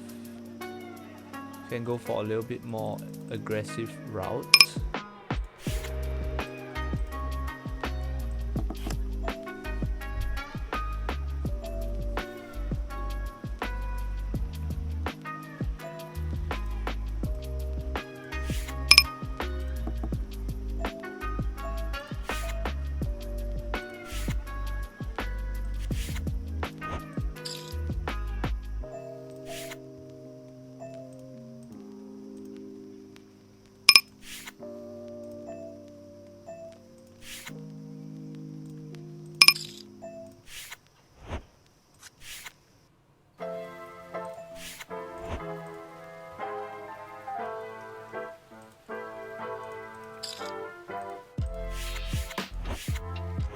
That's pretty cool.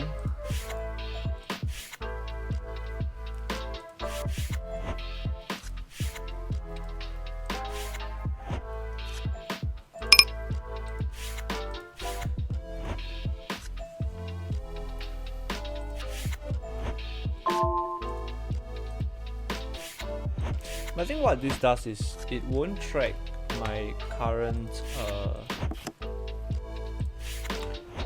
the real-time bankroll because there's only money going in from my account into the tables, but no money is coming out yet. Oh wow, ace 3.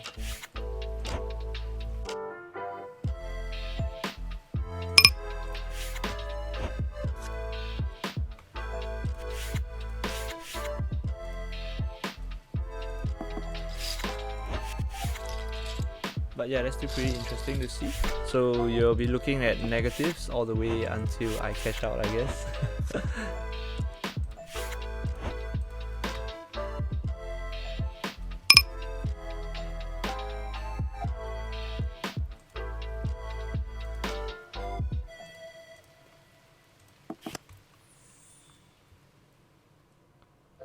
So good at sets.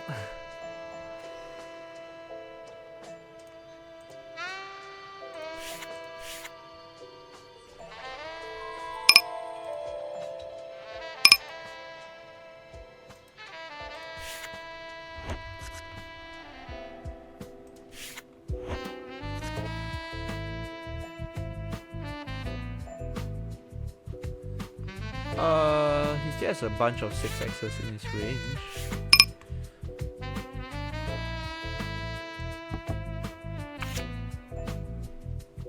How long have you been grinding 10NL? Well, on and off about a year, I guess. On and off, not very consistently.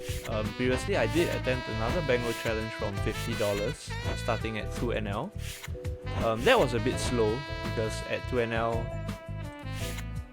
it's not the best place to start. Of course, for the Bankroll is the healthiest, but grinding from 2NL, I had to win 50 buy-ins at 2NL. Sorry, 25 buy-ins at 2NL, and then move up to 5NL, and then move up to 10NL. At the point when I did my previous Bankroll challenge from $50, I did grind it up until wow, wait, hold on. Losing to Queen 9 here and a bunch of flush draws. 48 in the pot, I think we put it all in here.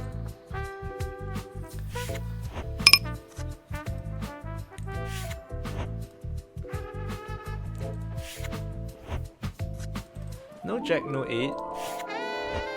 Run it 3 times. I prefer not to. Alright, no jack 10 or 8 one time. Let's give a deuce. Spade 6. Yeah.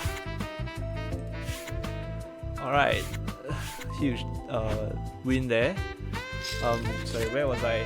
Before I got distracted by that huge hand. How long have I been grinding 10L?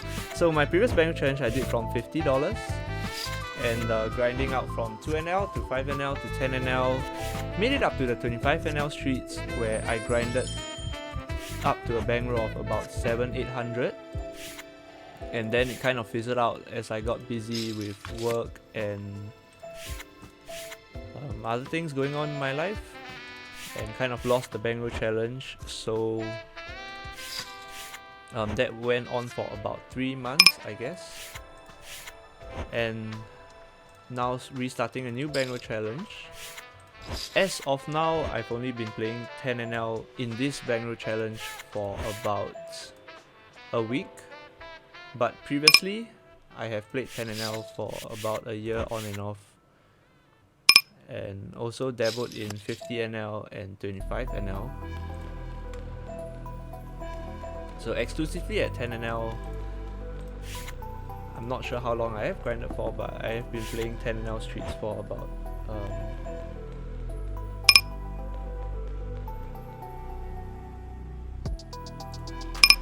he has a lot of 2 pairs here, like 6 7s, still a bunch of 6 5 7 5s as well. So you can't really go for any value here. Yep, pocket 10s is good for us. And yeah, so 10NL for a few months, close to a year on and off. Maybe played about 50,000 hands at 10NL so far. 50,000 to 100,000.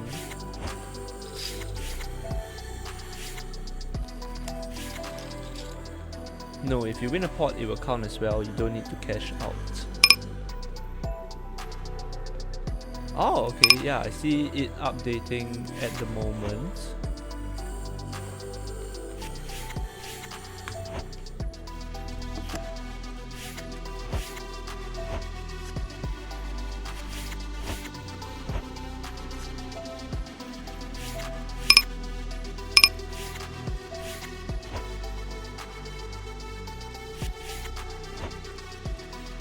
Gonna be raising here with our gut shot just because he has a lot of hands that would fold. Any 6x, deuce x, and smaller pocket pairs. Gonna be calling here, 2 players behind, just because you can't get scared by the sizing.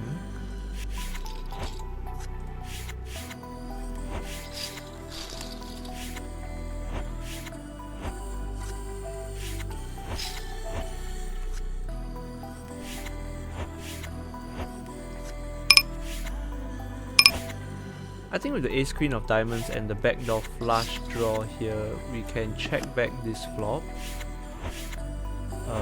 Because if we step later streets, he can still fold hands like queens and jacks. Not anymore.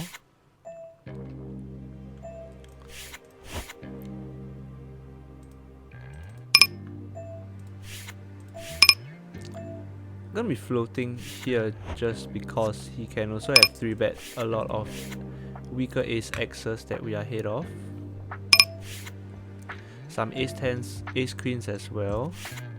He gives up on ace jack as well, so not sure if we should bluff here, but I think ace queen could be good a good portion of time. So we're gonna be checking back. Yep, definitely not good against queens.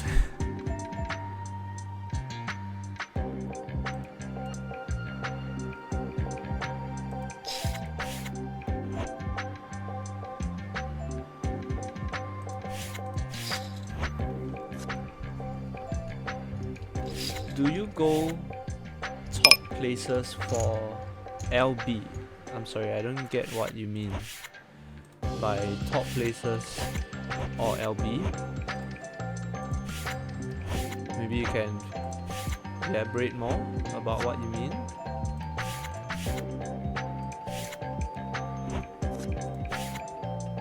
So this means at the moment of ever since I started the Bankroll Challenge prop bet, I'm down. Not a nice sight, but I can assure you I think we are up on the session. So not gonna care too much about what this says. Keep playing and just hope we end the session up. That's all you care about when you're playing poker, right? Is to be up overall.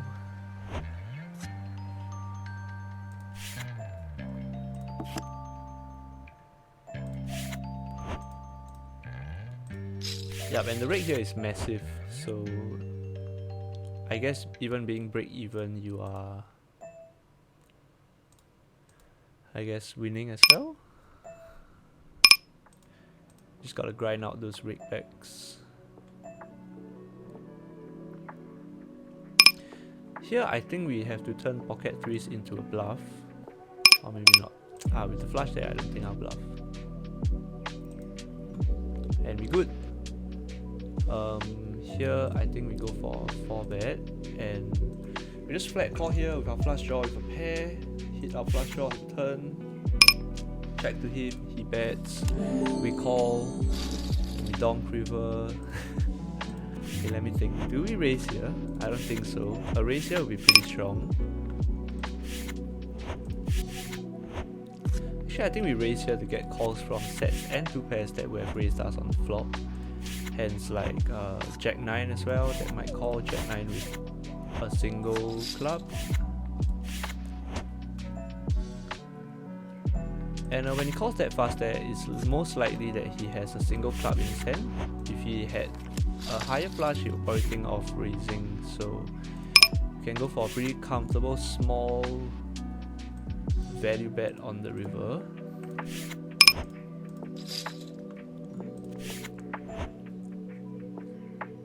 No need to raise here with the king and flush draw. We improve to an open-ended with the king high flush draw. I think we go for a raise here because we want to protect our top pair against the backdoor flush as well.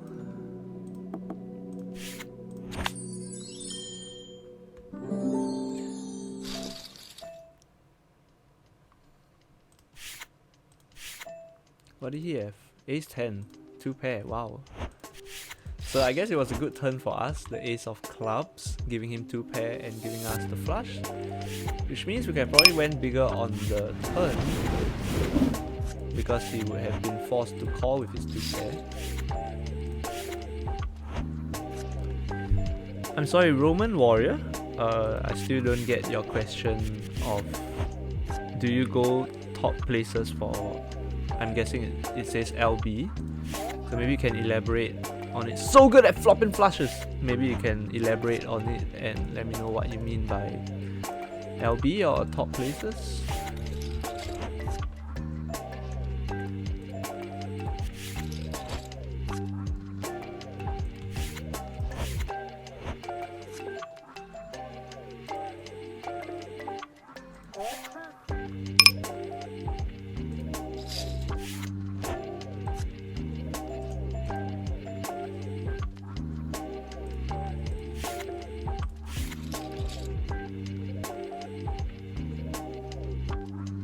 Thank you everyone for tuning in.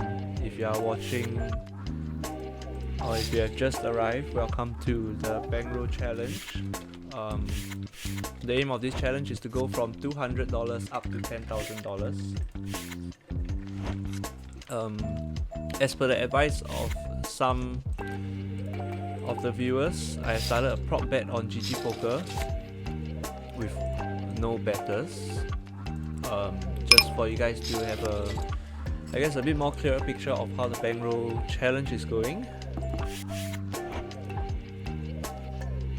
Here picking up a double gutter on the turn, I think we can go for a sizable barrel.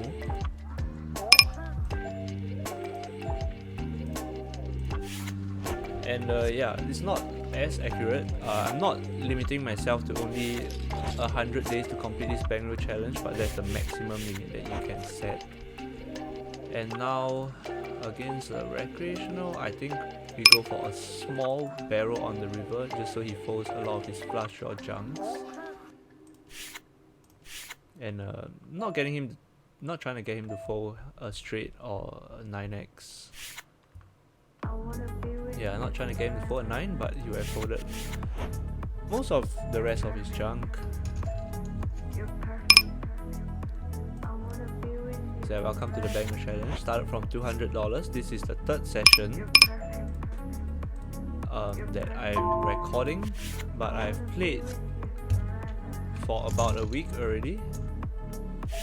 About, I think, 18 sessions totaling 25 hours so far, and started today pretty much even on the Bankroll after a roller coaster session yesterday where I lost, I think, close to $30 to $40.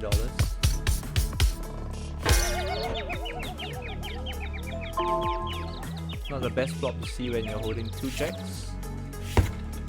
It's gonna be a snap fold because they don't have many bluffs at this stakes.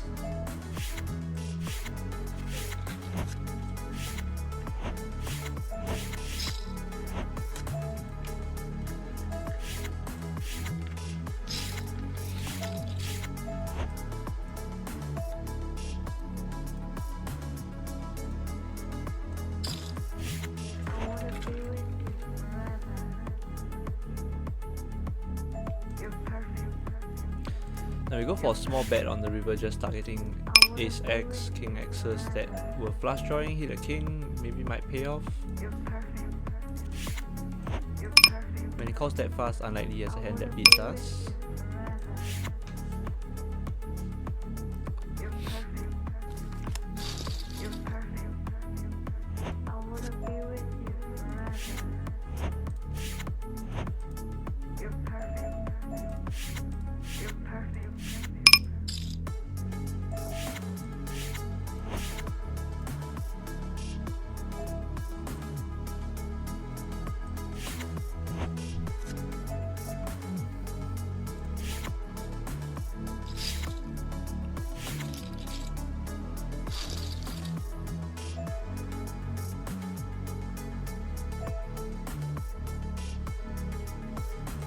When he thinks that long, it's possible that he has hands like 2 pairs some straight draws that are considering raising, although I think those hands snap call most of the time. Still have to go for some barrels on the turn, I think, with holding aces. He could have overpairs as well that are thinking of raising.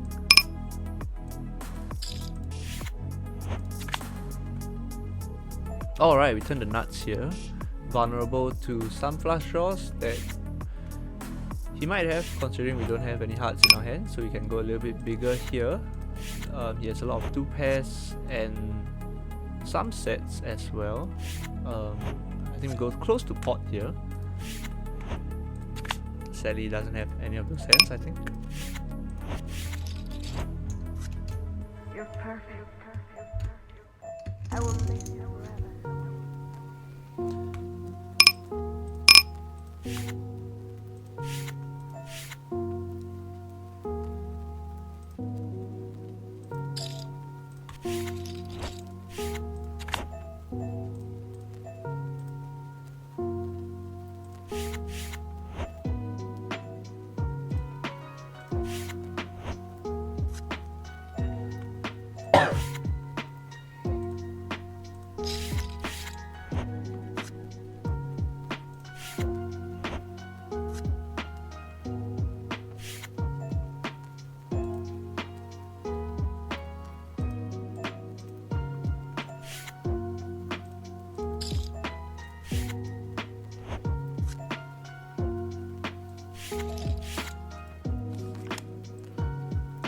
Now it might look pretty nitty, not barreling or floating ace king sometimes, but there's not much point at the Russian cash streets as people play a bit tighter and more straightforward. There's not much point in floating certain hands because you don't make up for it on later streets. They don't really pay you off when you float. Now with top 2 here, 10 to a straight. He called our flop bet, called our turn bet. Likely he could have a 10. Don't really like folding after I flop top 2. He could have weaker 2 pairs, 7-8s, 9-8s, some jack 9s, jack 7, jack 8s as well. I think we just call here. Where he doesn't have 10 and he does. GG sir.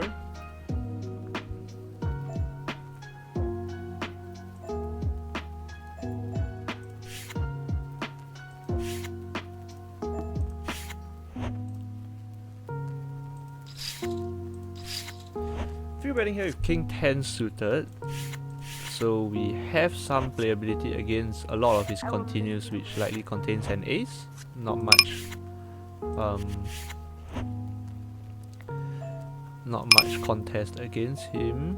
When he checks this flop, we can go for a comfortable barrel on the flop, and turning open-ended with a draw to the nut straight, I think we can continue barreling once more, go a little bit bigger, targeting hands like ace queen and ace king to fold. And if he has ace jack, he's not folding.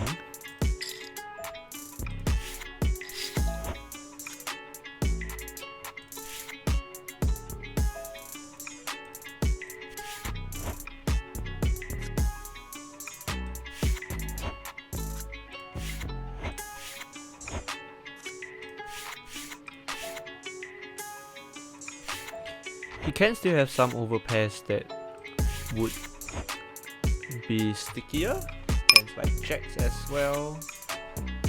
I don't think we can continue drawing against that range.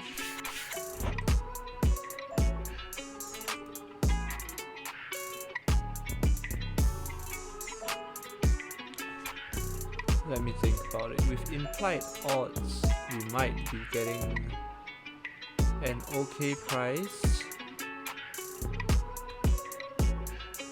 with no spades. I think we just call here, and that's a pretty good cut for us.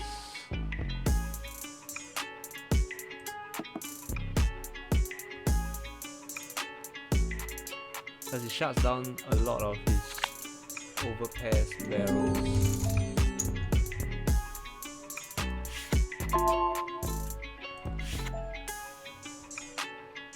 Yeah, that's very likely jacks, so I'm not gonna contest that.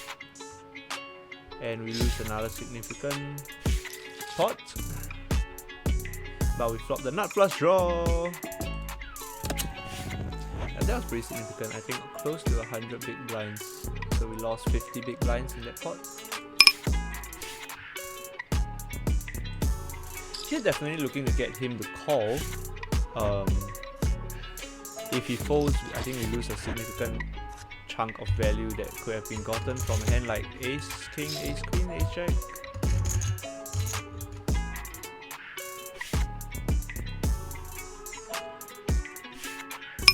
Nice! Wow, we get him to call with kings. Amazing.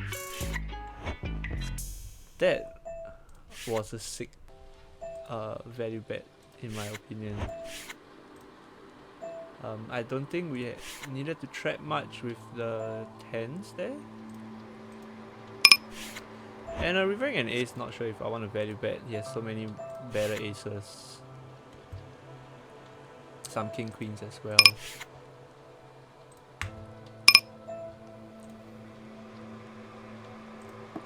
No need to go for any value here. He has so many better queens.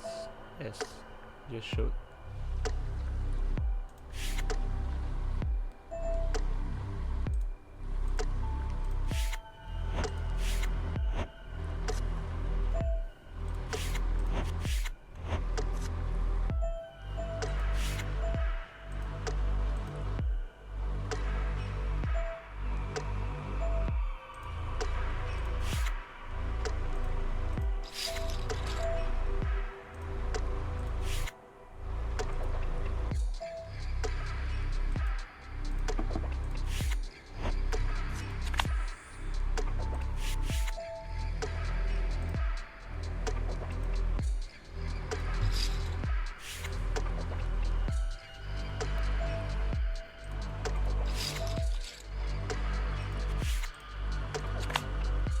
Alright, after this hand, we'll be going for a quick toilet break.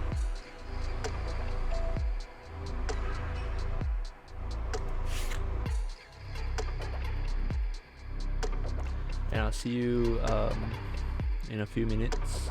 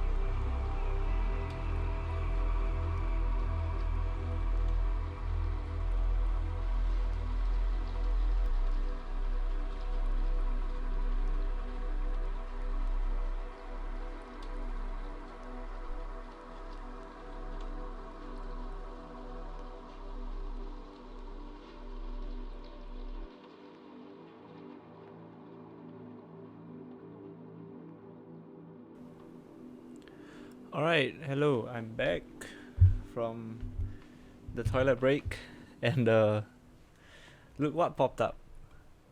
Thanks GG flip out. So it's been a while since I won one of these, so I'm just gonna put it at the corner, and at 4:45 local time it'll start flipping and we can sweat the rig back a little bit.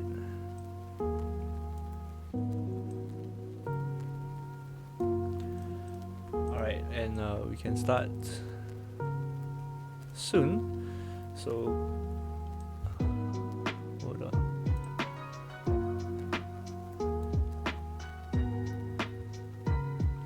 Why is it not? It's not even. My OCD is killing me. There you go. Is it in line now? Alright. So quick look at the Bankroll challenge. Fuck. How do you get this to line up? There you go. Still off. Alright, fuck it. Okay, anyway. Sorry, I can't take it. Alright, so anyway, quick look at how the Bankroll is doing. I think we're up on the day, down about, so we have about $60 in binds, and we have $60 on these two tables combined, which means we are currently up on the day, which is good, although it does not show it here on the Bankroll challenge prop bet.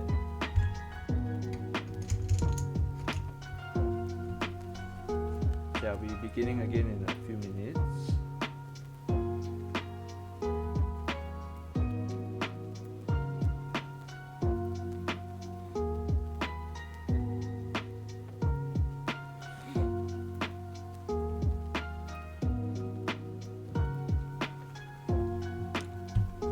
Alright, we're back.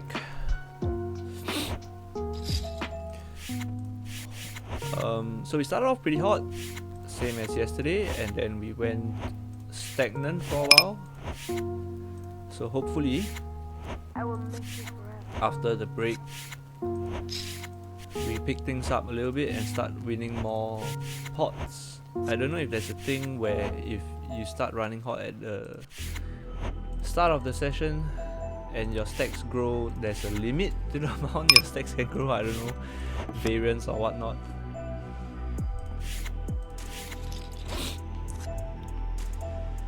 I always see people sitting down with like 700 big blinds, 1000 big blind stacks in front of them, even on the rush and cash streets where max binds is oh my god, where max binds is so good at trips, where max binds is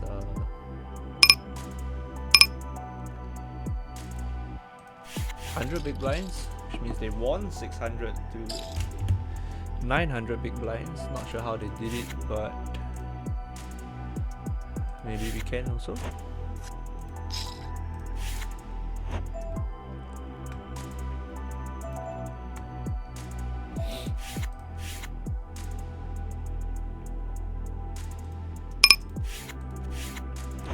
So we go for a bigger sizing here, about 40% pot, targeting pocket pairs and sevens. Not pocket sevens, but hands with a 7. Maybe some weaker kings, although unlikely.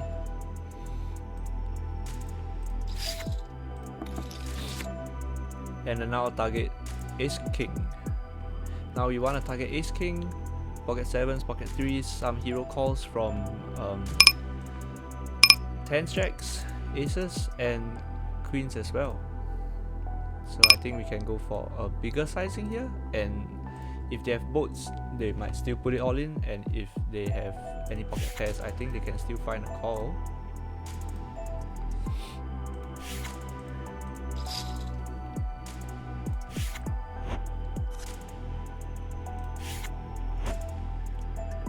Alright, holding the nuts here, not too worried. Let's see what he shows down with. King Jack, ahead all the way. Not sure why I checked back here. I think because a lot of the hands that called the turn wouldn't have called my river anyway. Of course, holding overpairs, you want to be going for value on those kind of streets, on those kind of run-outs as well. But yeah, you can only get hero caught by pocket 4s and pocket 6s there. Maybe should have went for a bet, but somehow I felt like there's a possibility as a 7. Of course not the GTO optimal play, but yeah, everything goes by feelings, right? If you're not playing GTO. So good at flop and straights!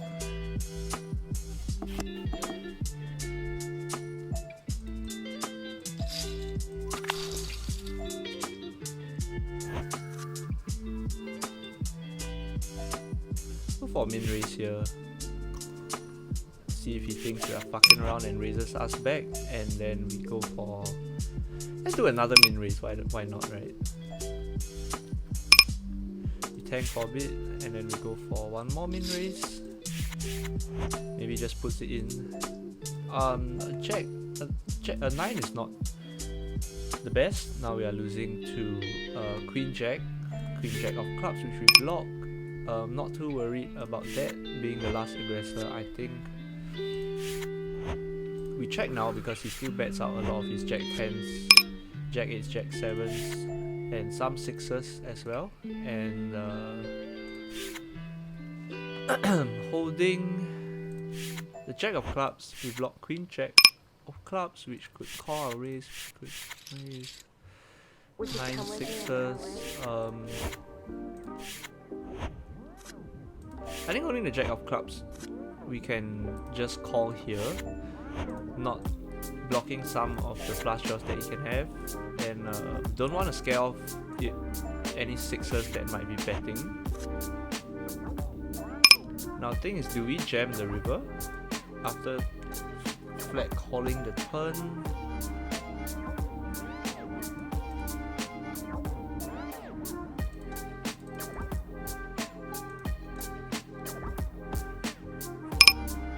I think we check call because we still want to give him some room to bluff, right? Maybe not. Oh wow, so if we had jammed the turn, he would definitely have paid us off. Quite sick to get called by 2 pair here. With his nut flush draw and a 6. And maybe he could have... He might not have hero called the river if we did jam there. Just because he blocks so many of the flush draws that we can have.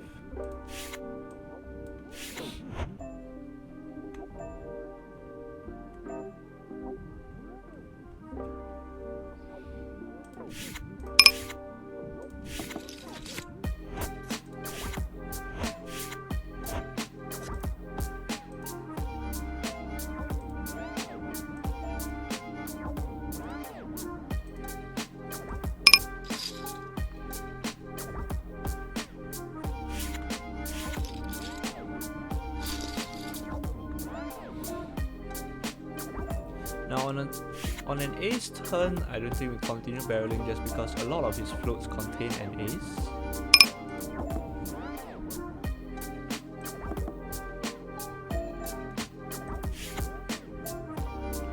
And yeah, I don't think we barrel because we're still ahead of hands like 6, 7, 7, 8s, ace 3s, ace deuces that might have caught the flop. So we just check and showdown. Of course, still behind any of his queen X's. Don't think I'll be 3-betting here.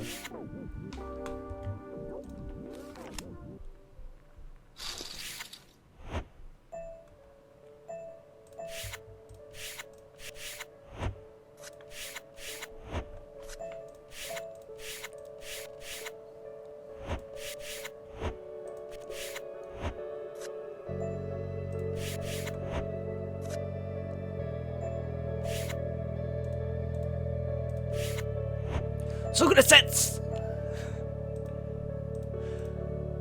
So good at sets, wow! So good at sets!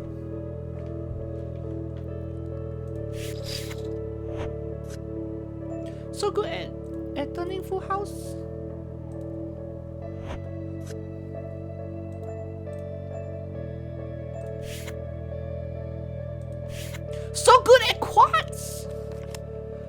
So good at quads!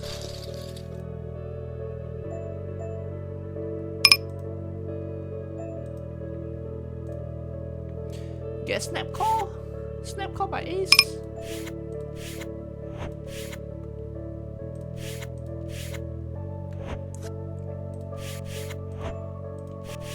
So we went for a smaller sizing there because all of his aces would also just call but fold to a bigger sizing, and if he had any other full houses like 7 aces, ace 7, he would definitely be raising against that size. So don't think I would have went bigger there even though I had quads.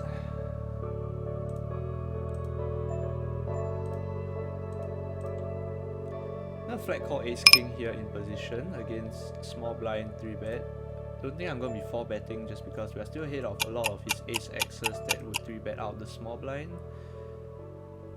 Behind ace 10, other than that, not too worried.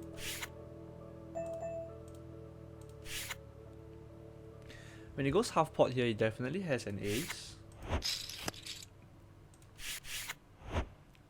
A 5 is good because we are still ahead of hands like ace jack and ace queen.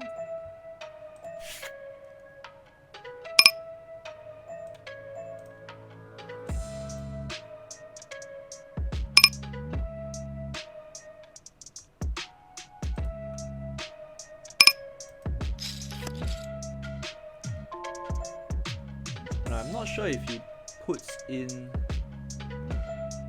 ace queen here, so most likely we are chopping with ace king.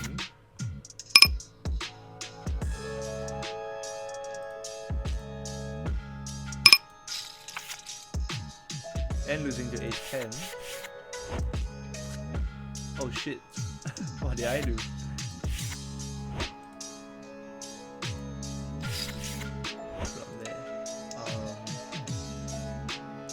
I guess this will be the screen for a while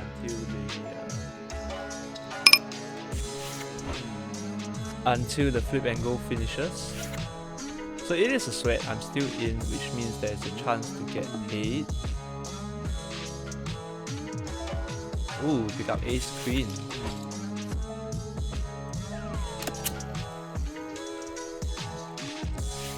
Need a queen. And ace will not do it. And we are out of the flip and go, not winning anything again.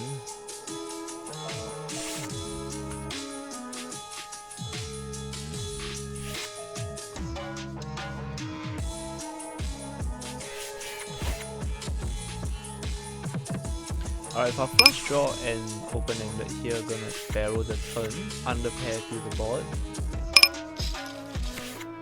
So good at sets! Now we hit a flush, we hit our straight. Our flush counts, of course, not our straight.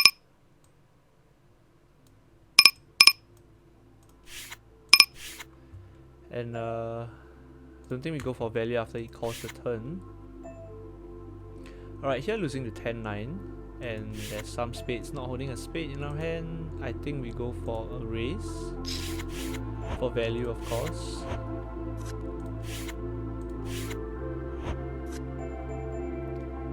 And when he jams here, he has a lot of flush draws, more likely than he has straights, because straights wouldn't jam here chasing away everyone else. So quite comfortable with our hand, gonna go with it and hope we hold. Oh my god, set over set. Can we hit quads again? One time! 8! 8! That is not an 8! Unfortunate. Really unfortunate. So good at sets! Really unfortunate. Please don't set over set me again. Really unfortunate there. Nothing much else you can do, I guess, on joy board with middle set. I mean, what else can you do, right? Just put in and hope you're ahead and you hold. It's alright, I think we are still up. I hope we are still up. What you gonna do? You got the set, you put it in. That's what D-Neck would say. What do you want from me?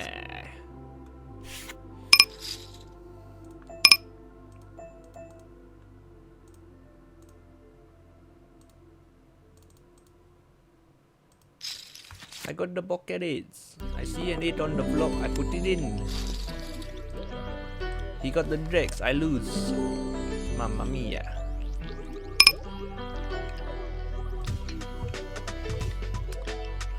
With the flush there, one overcard. I don't think we go for any more value here, but pretty comfortable calling if he bets again.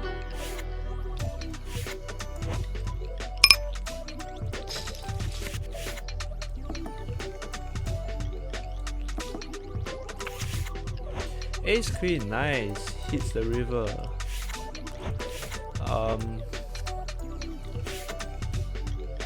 Alright, so ever since I started the Bankroll challenge prop bet, we have been down $10. I think mainly from the set over set hand.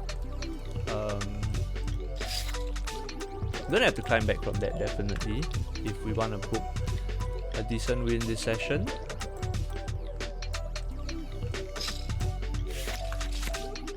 Alright, gut shot here with backdoor flush draw. Nothing here, and top pair, top kicker. I think not holding hearts in our hand, we go for about half pot. Here, pick up an open ender, gonna be calling. Here, with our gut shot, I don't think we raise the flop, maybe we raise the turn.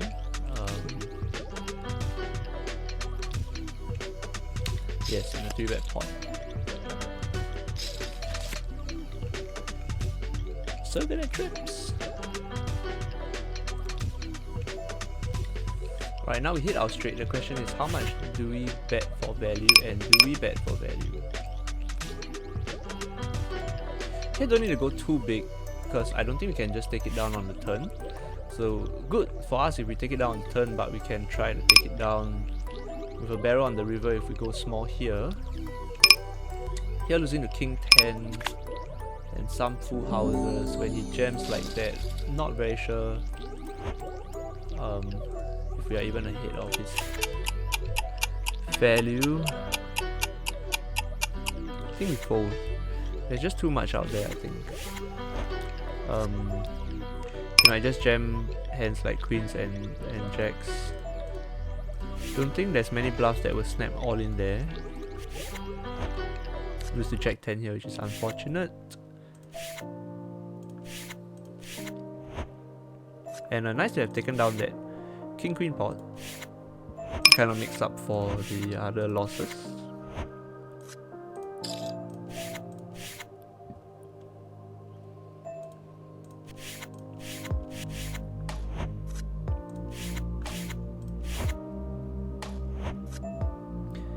Kings.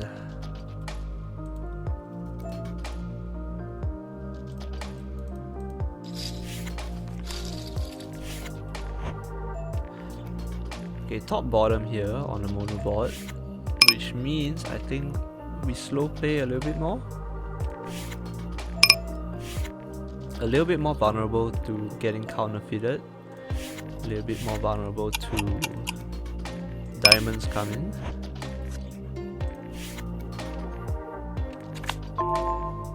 Not anymore when we turn the boat.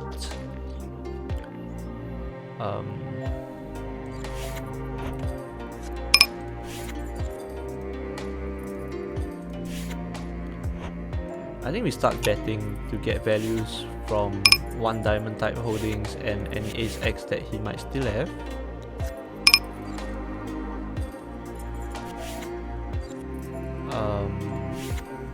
When he calls that fast, it's more likely that he has an ace, maybe some queen X with a diamond.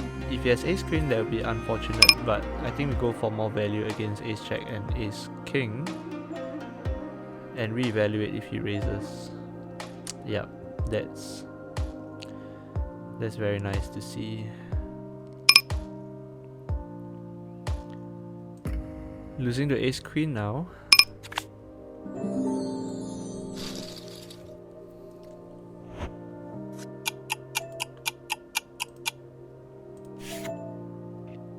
And ace 10.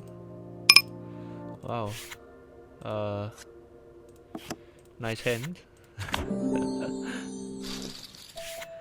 Another sick one lost, another sick one over.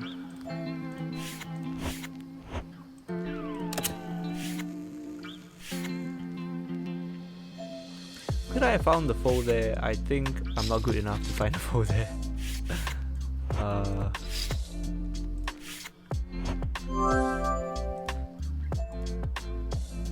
Yeah, we just have to win more on the other tables to make up for that. Not like this. Maybe kings can get us unstuck. We aren't even stuck actually. I think we are still up on the session, but definitely down ever since I've started the prop bet against myself.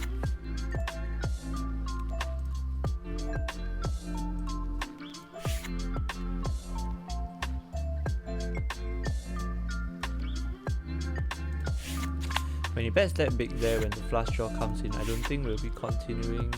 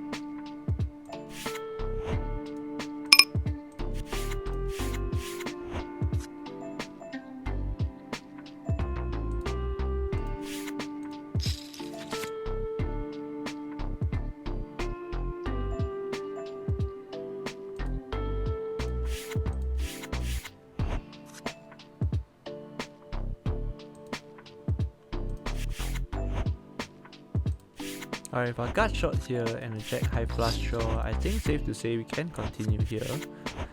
I don't think we'll raise just because I think on NAs he continues a lot anyway. A jack could be problematic.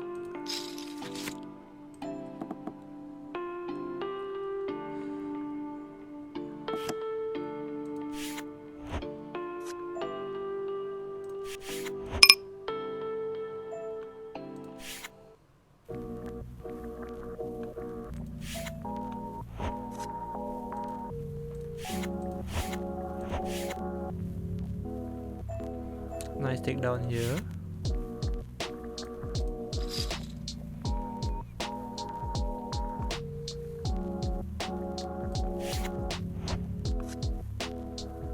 Just so anyone is wondering about this Bankroll challenge prop bet on GG, it does say down $21, but I started it midway through the session because I didn't know about it and someone highlighted it to me mid-session, so it's down $20 since the point that I started that Bankroll challenge prop bet, and I think overall on the day we are still up. We started with $200 on the day and also started with $200 in this Bankroll challenge. So if anyone can calculate, you can see that we are still up. Hopefully. But yeah.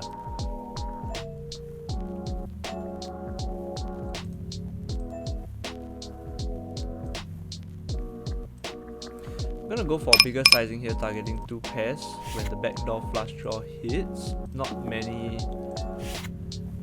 people believe backdoor flushes. Yeah, 2 pair. Alright. Now with ace king here, I think after he checks back the turn, we go for a small size.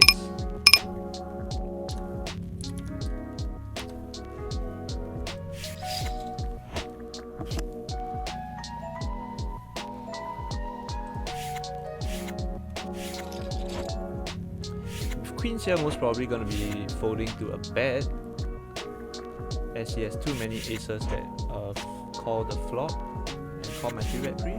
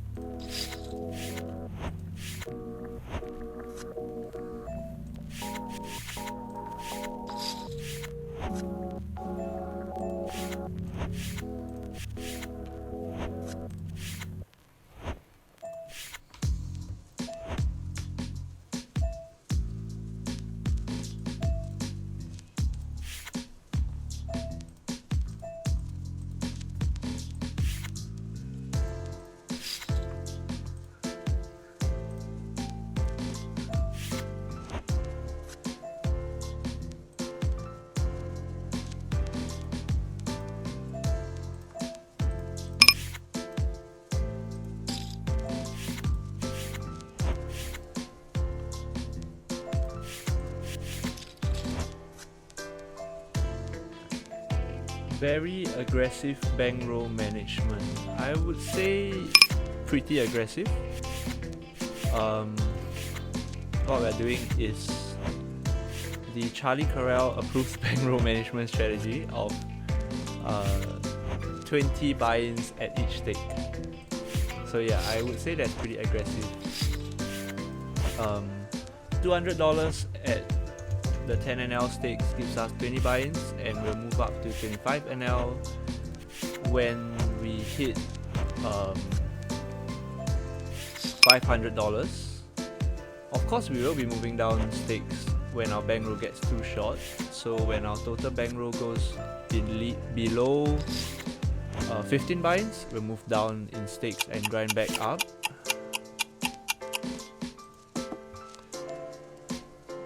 Which means currently we are still above 150, adding our buy-ins at each table.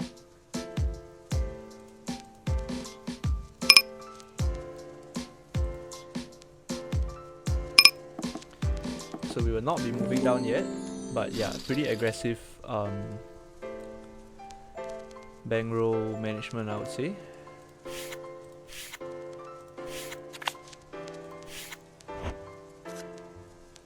But the good thing about this bankroll management strategy is that you get to short take a lot at higher stakes while moving up and down in the stakes, which gives you kind of a taste of higher stakes before you actually play them, before you actually start playing them consistently. You get to move up fast, and if you continue winning, you get to stay there and improve there. Compared to other bankroll management strategies where it takes so long for you to move up in stakes.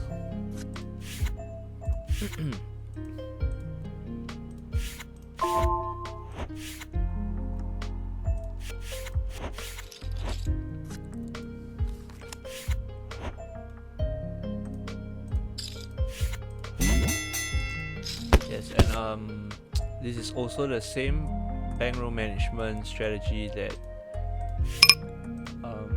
reportedly Charlie Carell used in his climb up from $50 to where he is now. and it's the same strategy that he used in his $50 to $10,000 bankroll challenge, which is on his YouTube channel. So if that's not fake, if his bankroll challenge is legit, which I believe is legit, then this bankroll management strategy works.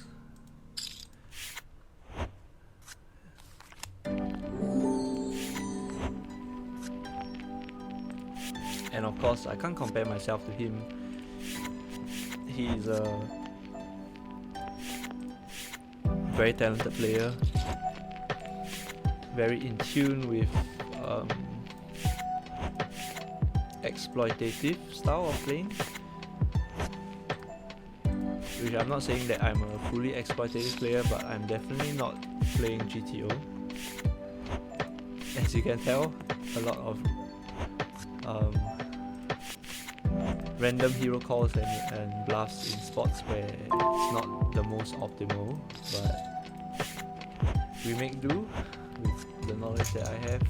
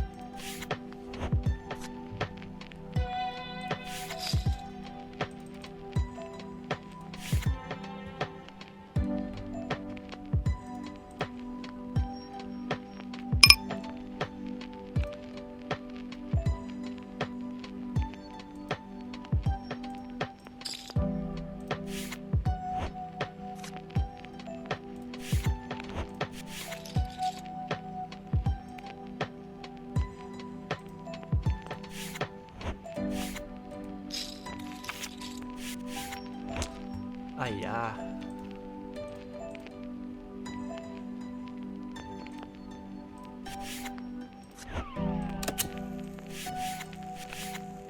Nice, you played for a long time.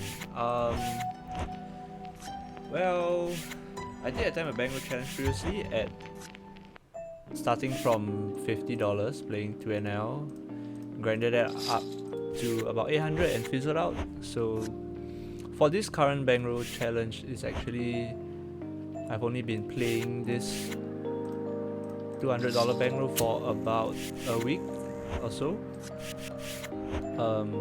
Wouldn't say I've been playing very long, but I guess enough to want to attempt a bankroll challenge. In no way a professional or have. Hold on. We have a hand here. So good sense. I know you're a professional with the best opinions out there, but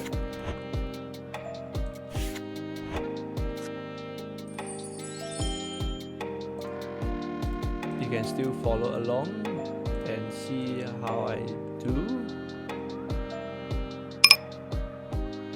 So what we do here, I think, is we go small to induce a raise from any 10x and calls from any smaller pocket pairs.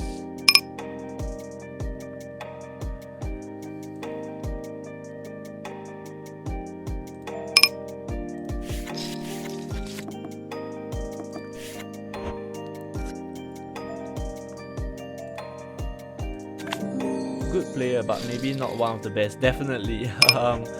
I'm not even sure if I am considered a good player. Definitely not one of the best. Thank you for that comment. Good, saying that I'm a good player. Don't know if I would consider myself good. Definitely confident enough to say I can try to beat these stakes.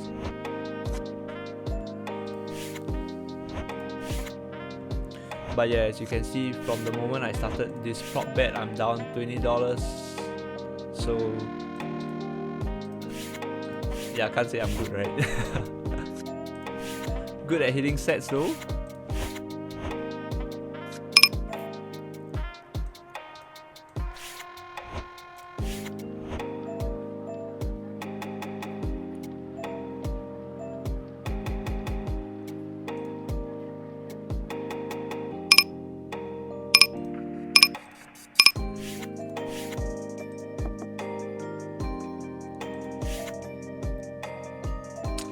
Oh, I hate it when people do that chip shuffle thing because that's a lot of nuts most of the time,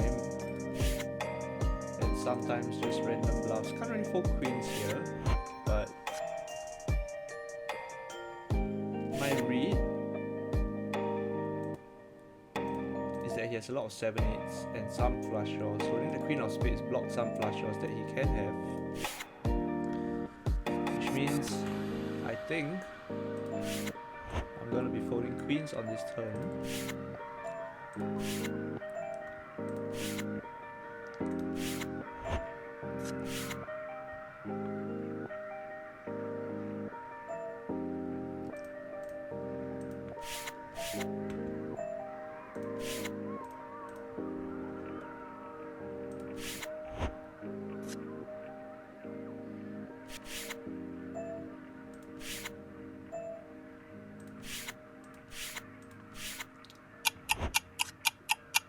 Damn it. I hate folding over pairs, but sometimes I think you just gotta fold, right?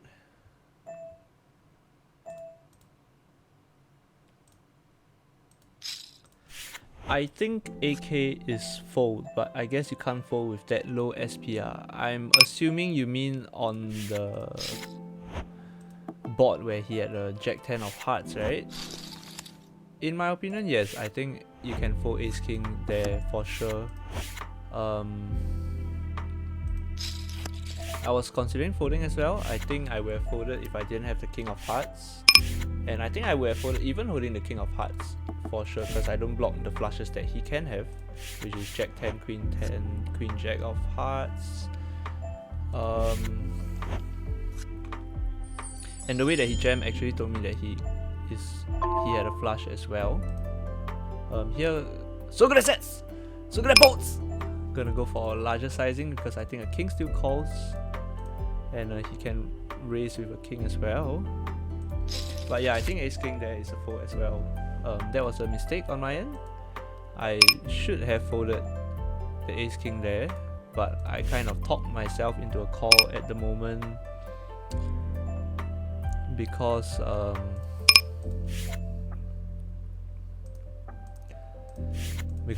the King of Hearts, and I didn't really have time to think through it. But yeah, I probably should have folded that. That Ace King hand there. You meant Charlie? Oh yeah, that makes so much more sense. Charlie is definitely a good player. He's not the best, but he is one of the best. Definitely, in my eyes, he is one of the best. Really respect the way he thinks about poker, the way that he's contributing to the poker scene.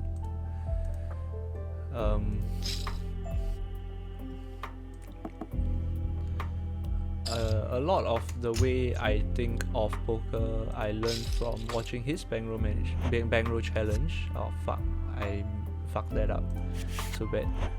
Learned from watching his Bankroll challenge, and yeah, definitely I think he is one of the best.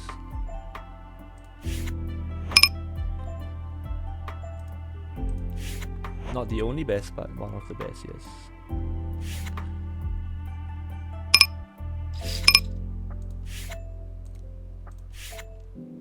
But yeah, I can see why people would think he is not one of the best. The way he plays is very out of the ordinary. A lot of big exploits. I think we go for a small bet here, targeting some King X's. Definitely not normal and not GTO. So, I mean, of course, you are entitled to your own opinion, as I am mine.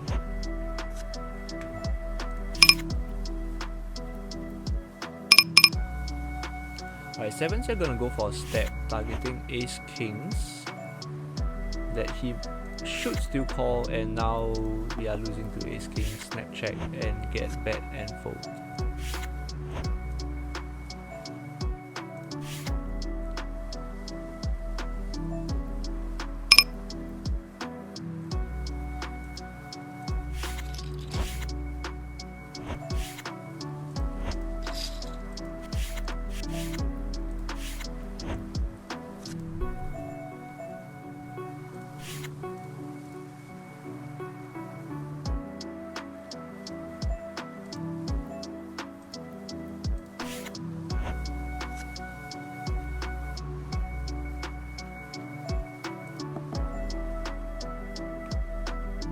Kings.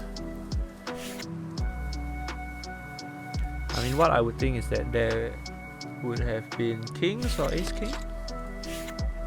So good at sets!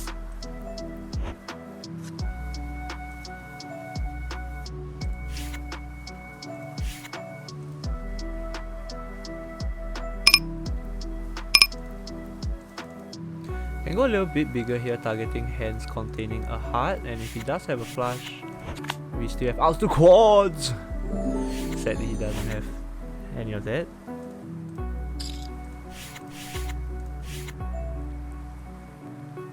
Nine to a straight here, drawing to Broadway. Can go with a check, and we are good. Nope, we're not.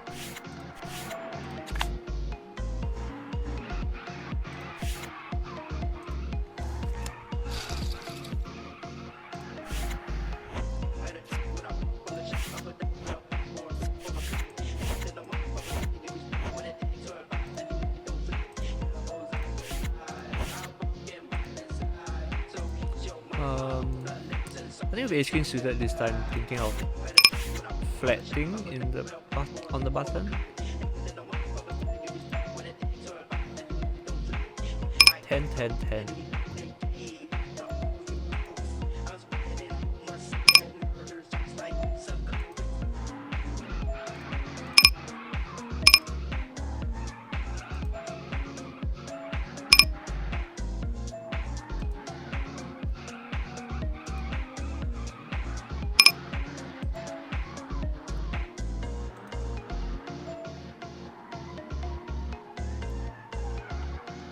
I think we don't lead this turn because we have so many more deuces than he has.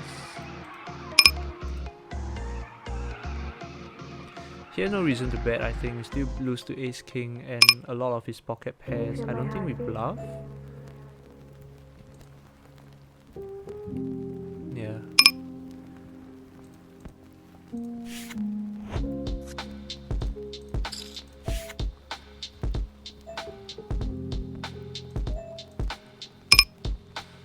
Alright, and with a deuce and straight on board, I think what we do is we overbet here, try and get him off a chop in his eyes.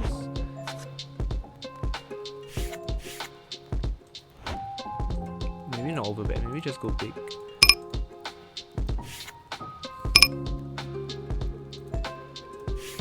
Hope he heroes.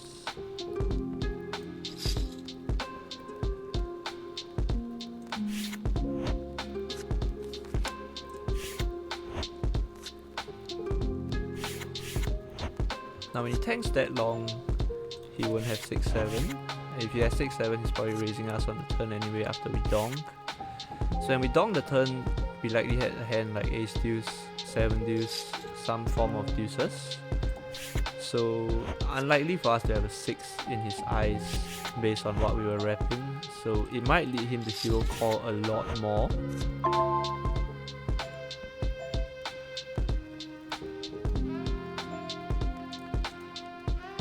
Never mind, we take it down, that's still good.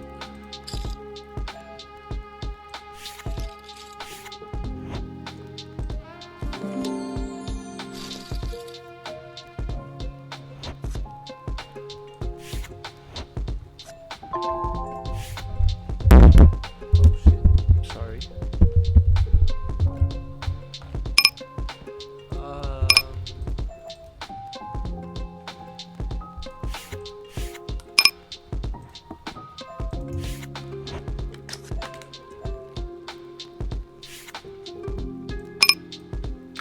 So we flop a flush draw after peeling with 10-9 suited. I think nothing to do other than just call. He has a lot of ace X's Can you feel my in heart? his range, not folding just yet. Now when we turn a 10, I think we can consider going for a raise if he checks, if he bets small.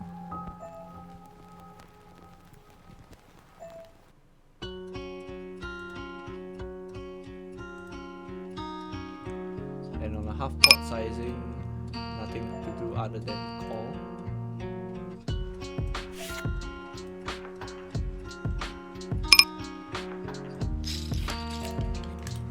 We still lose to a lot of his ace X's. What bluffs can he have here? Not much.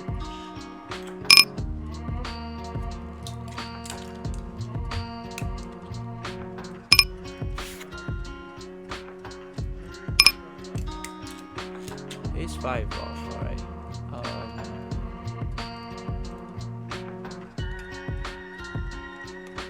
I don't think we can call.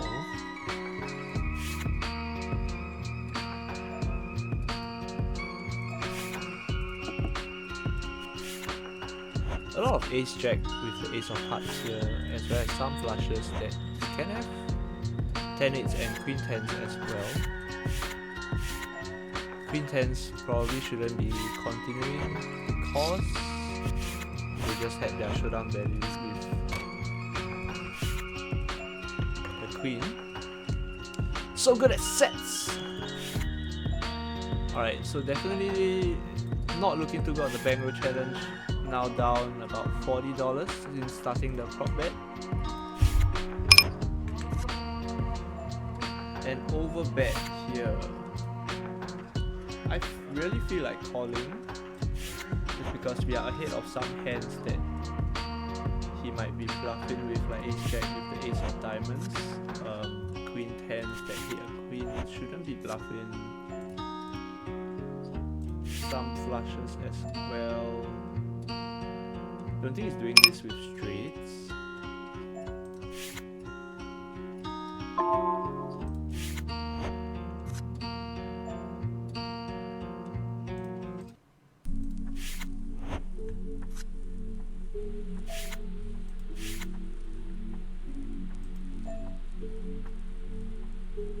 A7 with the ace of hearts, alright.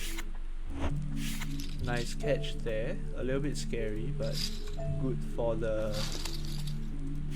bankroll. Down about 30 now instead of 40. Ever since starting the prop bet. Hi Nona Goats. Thanks for joining the stream.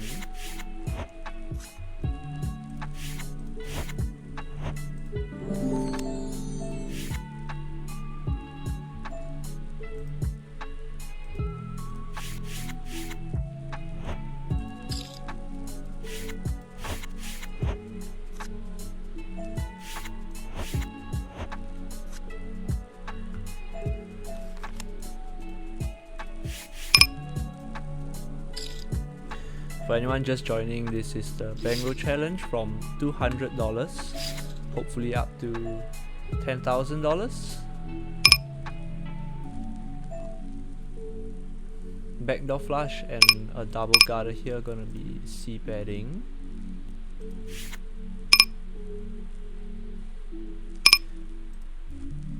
Gonna be 4-betting here, cold 4-betting out the small blind as we shoot against the button with a pretty wide amount of our range. Of course, holding kings here is good.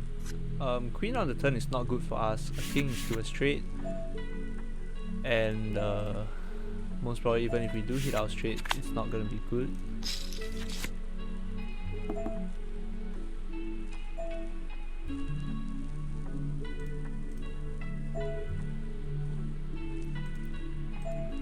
Alright, he calls. Gonna go for a smaller sizing here, holding the king of hearts. We block ace king of hearts that might continue, some smaller pocket pairs as well. Queens, jacks, tens, some nines and eights that we can get value from. Hitting the 10 here, gonna be calling that river. 5 deuce, alright. Gonna be flatting king queen here against a passive player.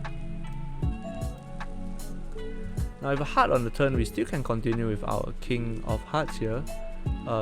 Try and get some calls from queens or jacks with a heart. Unlikely that he has a hand like that has a flush because we blocked the king of hearts. So we're gonna continue for a smaller sizing here, almost 1/4 pot.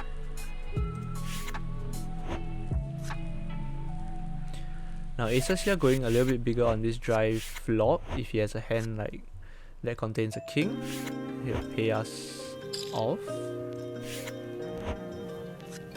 When he tanks that long here, it's more unlikely that he has a flush. Now what kind of hands contain the ace of hearts that he would call our 3-bet pre? I don't think there's many.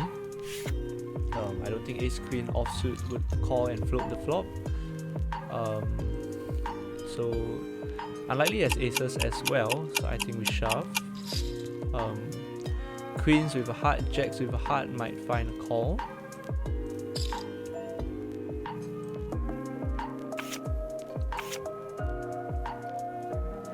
When he tanks that long, wait, why was he tanking with the ace of hearts? He actually had aces and he tanked. Oh, I guess because there's a straight flush on board, but so I guess we just got max valued by aces, but well played from him, I guess. Wouldn't have expected aces there for sure after he flat called me pre and tanked that long.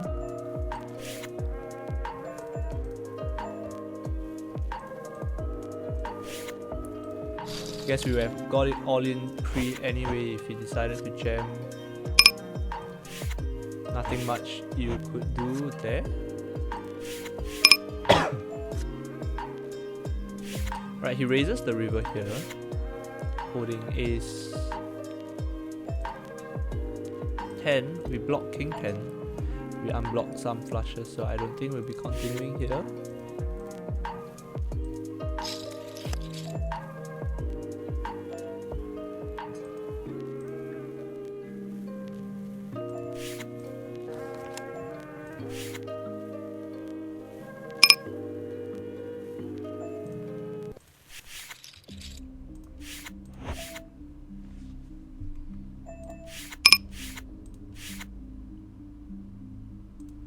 So we'll barrel on the check after he checks with our flush draw.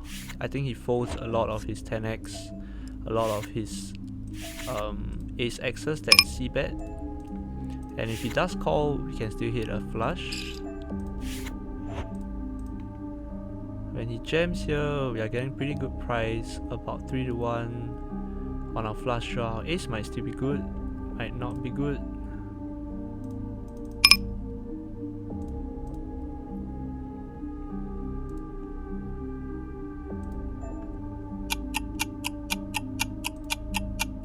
I think we go for it and hope we hit our flush.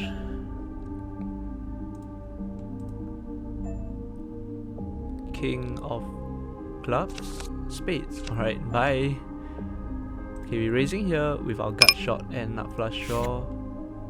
And the speed that he calls tells us that we can most likely take it down with another barrel on the river.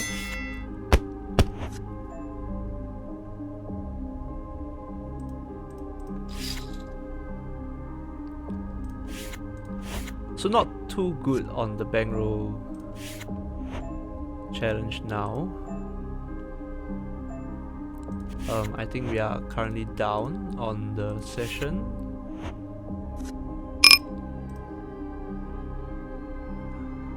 Now, I think we pull the trigger here.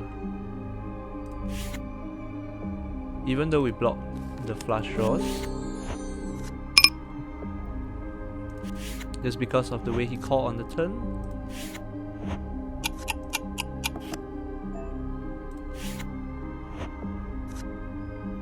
And we get some form of rebate there.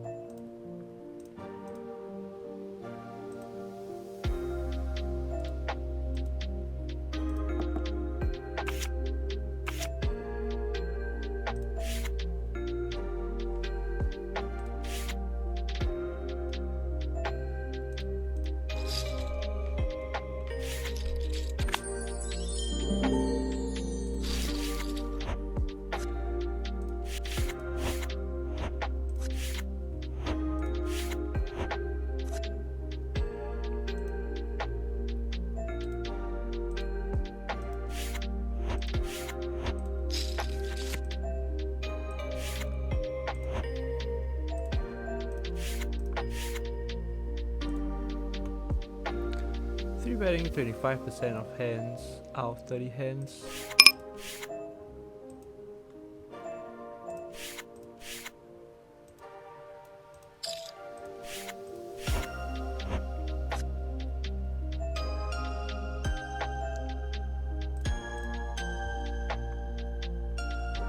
I think he has a lot of ace queen here as well. Based on his tendencies, not sure if this is true, but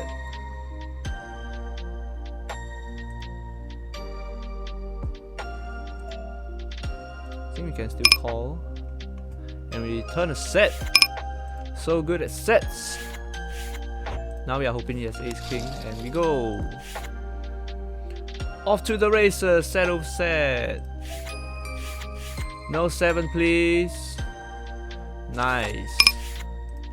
That was a huge suck out on the turn. Undeserved, but the reason why we call his 4-bet is because we know he's 3-betting wide, sorry. He's 4-betting wide considering his 3-bet percentage is 25% out of 30 hands. That's about 8 hands out of 30. That's a lot. If you're 3-betting that wide, you're probably 4-betting wide as well. Unfortunate for him, he flopped the set and returned the set.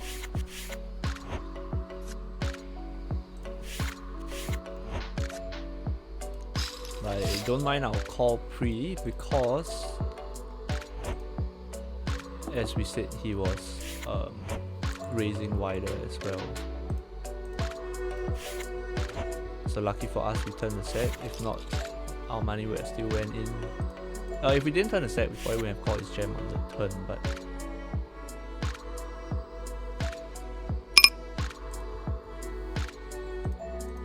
yeah, lucky for us. I mean, what else can we do? So 3-betting a bit under 3x against a recreational aces. Probably could have continued barreling here, but on a king high flop, it's harder to get barrels through.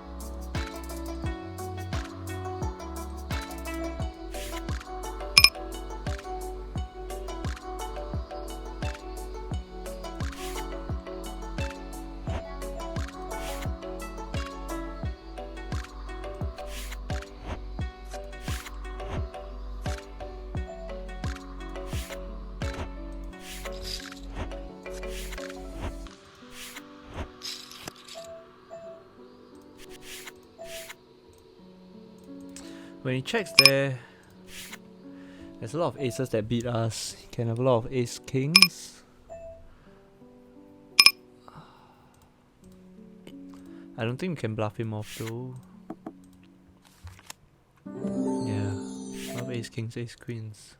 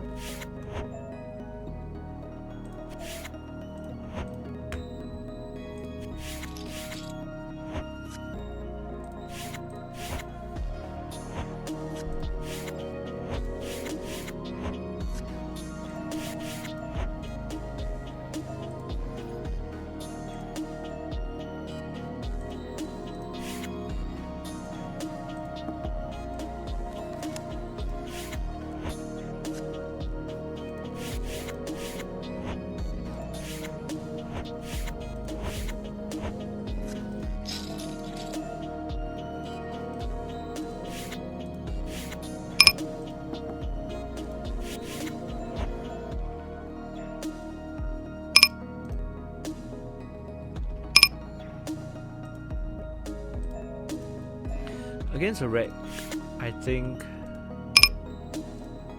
he might bluff this river as well.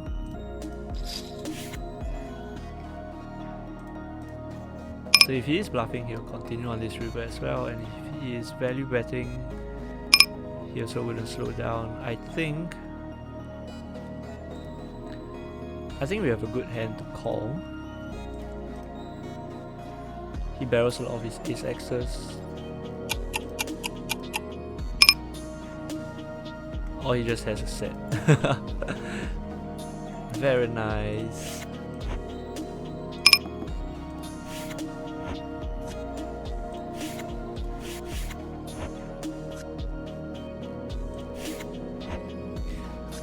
I think he goes for another barrel here as well. Jack tens.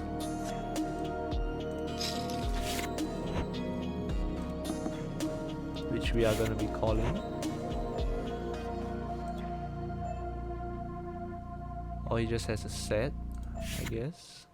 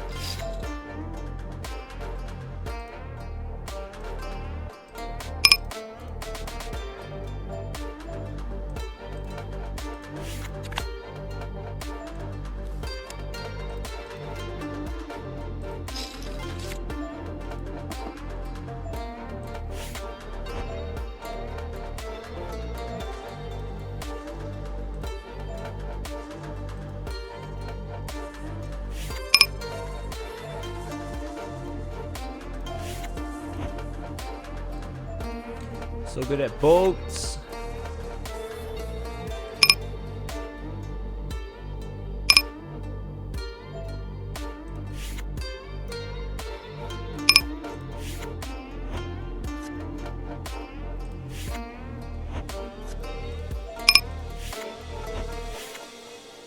Let me go for a smaller raise here, which she might chase him away. I think we check. We just call, and now we jam the river. So he calls with all of his straights, and if he has queen jack, it looks like we just have a jack in his eyes.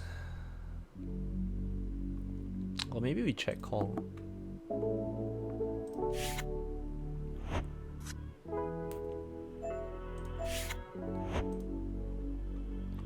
Nice hand, sir.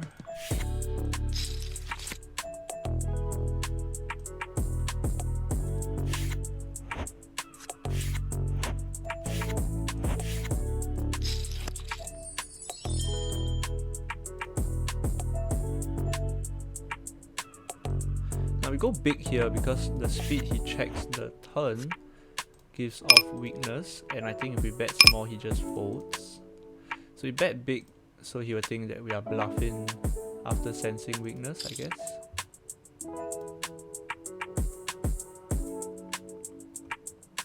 Oh, it's definitely not weak.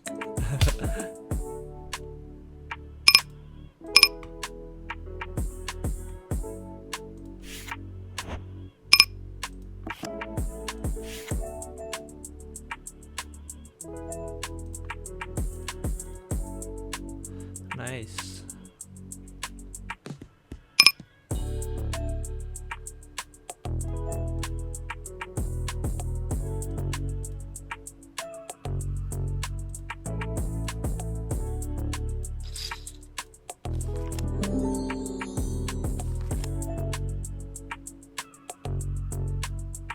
So now we only beat ace queen here, and everything else is calling, I think, so no point in trying to bluff.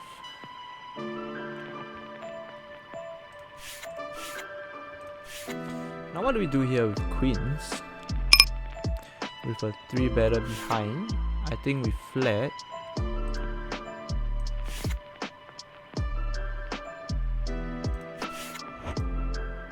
And take a flop. So I don't think he... I was gonna say I don't think he jams too often.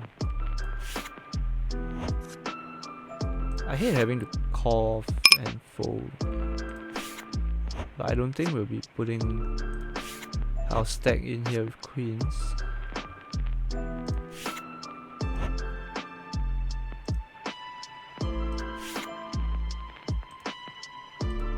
Oh my god! Please show me an ace so I don't feel all too bad about folding queens. Alright, a king, that is good.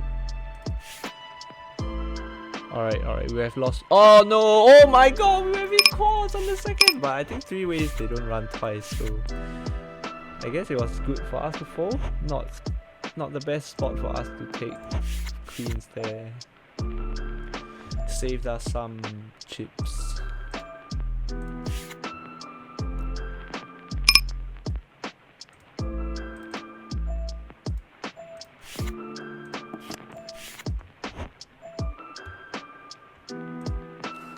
Nice free 10 bigs here. Alright, gonna go for a quick toilet break. Right after this.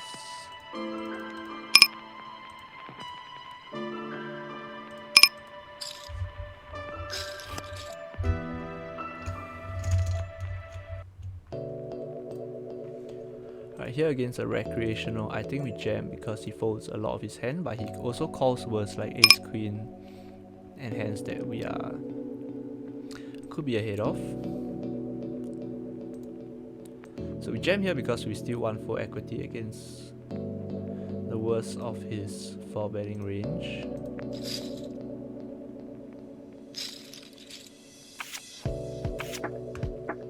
Alright, show us an ace one time dealer. That's not an ace, we need an ace.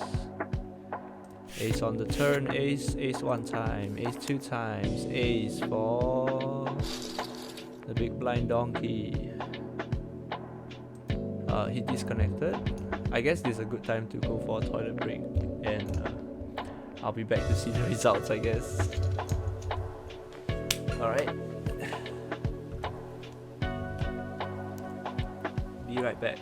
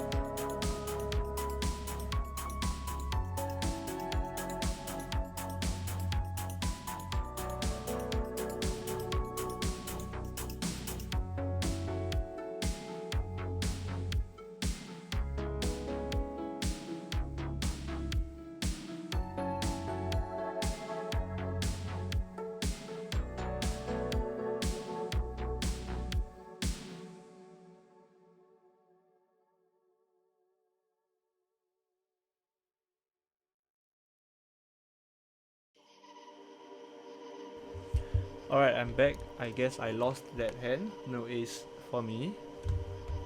No ace for me on that ace king against king's hand.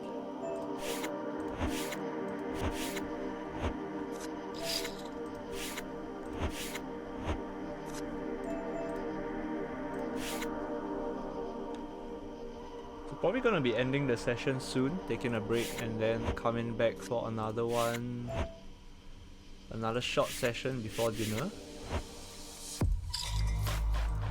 So probably taking a break in about, probably ending the stream in about 10 minutes.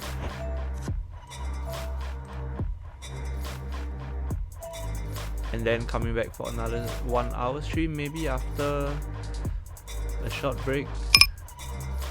And he has a lot of ace X's that call my flop c-bet, so no point in bluffing. Oh, he turned the set. Wow, he floated my flop and turned the set.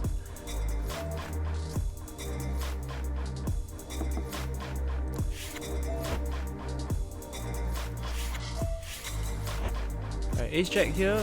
After getting 4 bet, he can have ace kings, ace queens, as well as some over pairs. We block aces, so not too worried. I'm just gonna check. Just gonna call his flop bet, and turning 2 pair is good because now we are ahead of hands like kings and queens. And if he has a hand like ace king, he's feeling pretty happy about those hands.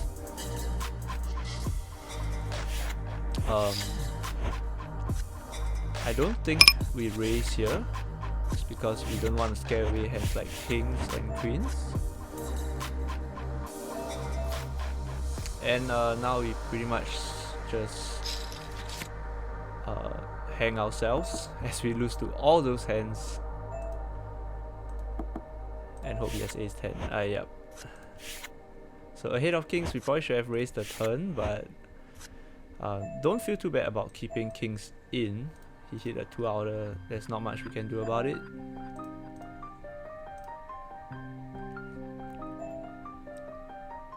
I think we check the turn and then we might go for some thinner value on the reverse.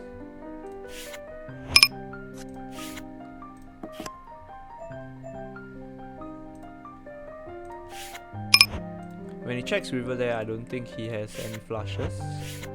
So we can go for some thin value against hands like a queen, some kings, and hopefully he doesn't have jack tens. Maybe smaller sets as well would call.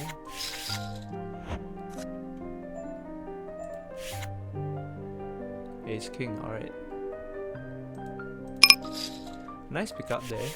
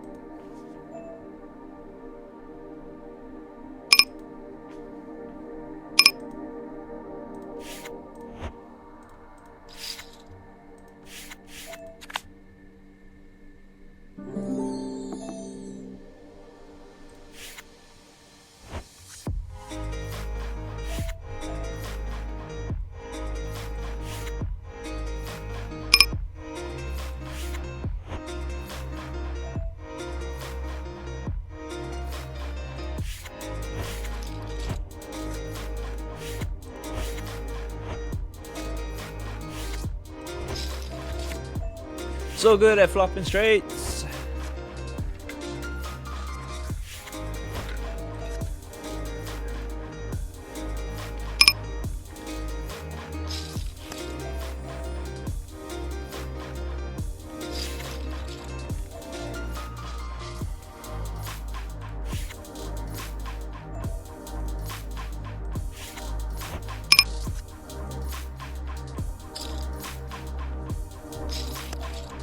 When he calls that fast, it's unlikely that he has a flush, and a lot of his draws would be ace king, ace queen with the ace of spades, so I think we can comfortably call, no point in raising.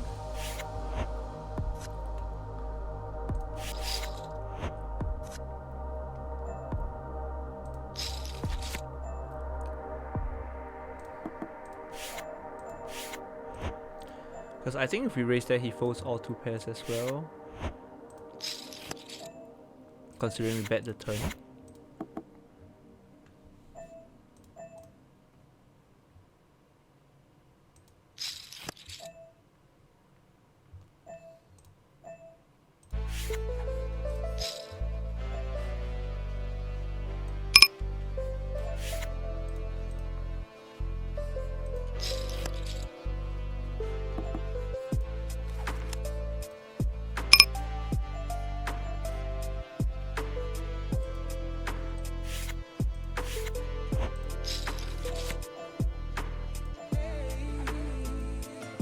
I'm gonna go for a bluff on the river.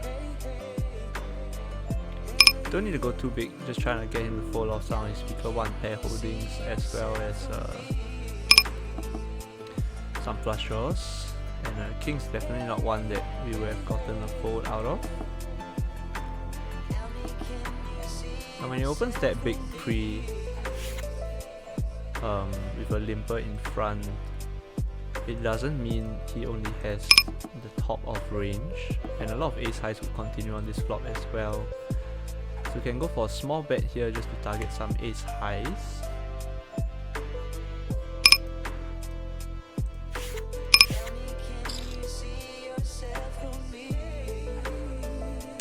Damn it, he has ace queen too much here.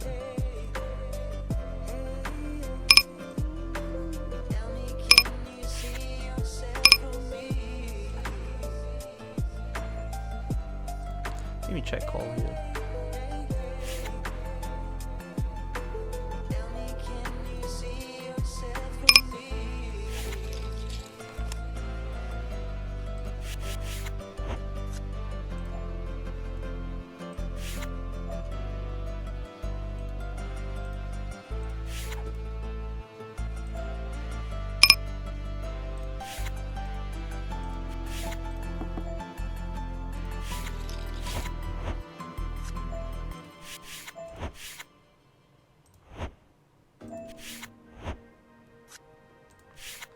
We block ace king, which means we are hoping he has queens. Unlikely he has a jack now. I think he can get some crying calls out of a queen, and he won't raise any aces here.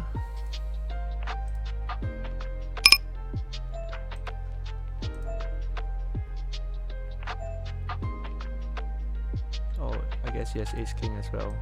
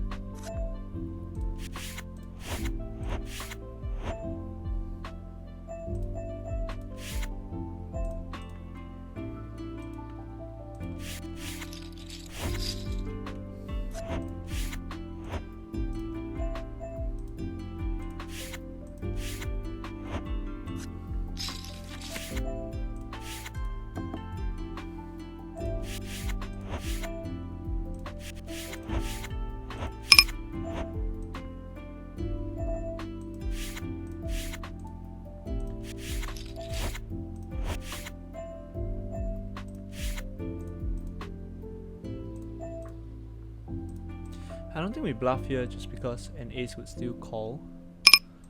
I think it's gonna go check.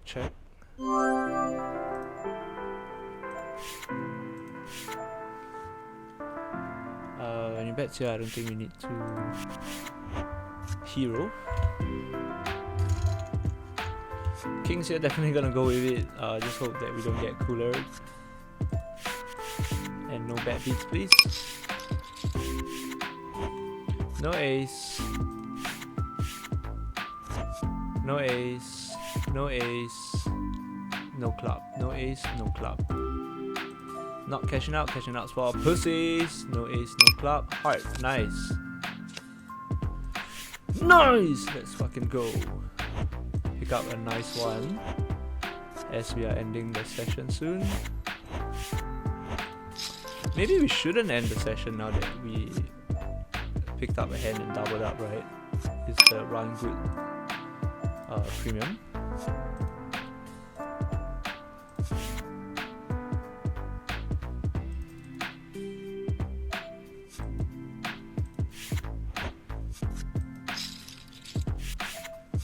Oh shit! Maybe no run good premium.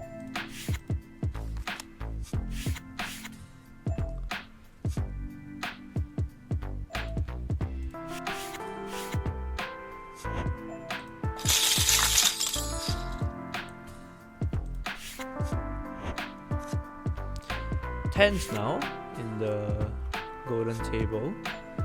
No need to raise, I don't think.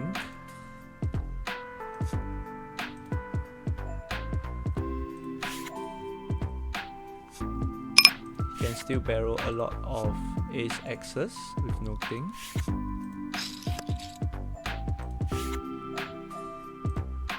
When he checks there, feeling pretty good about hand. I think we bet small just to deny some equity from ace queen, ace jack type hands.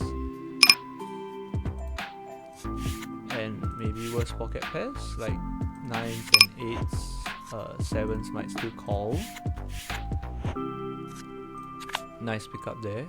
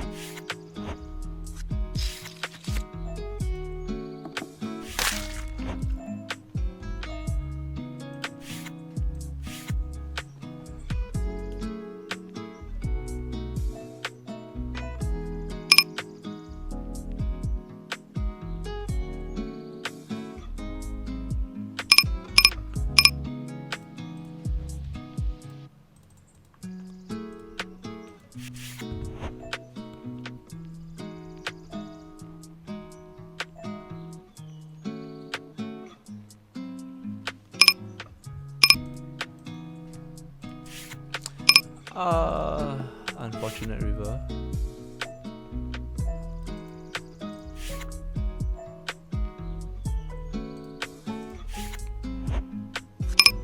All right.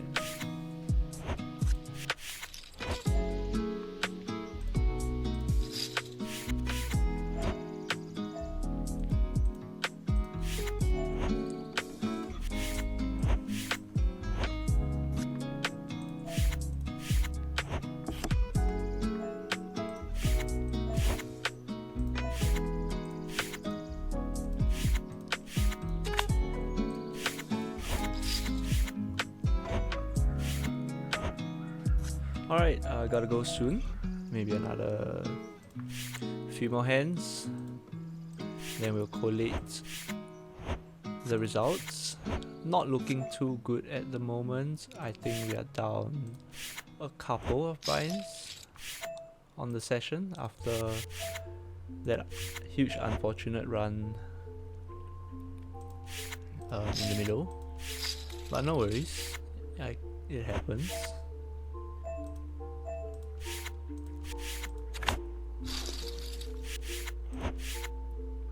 You suck. It says neat.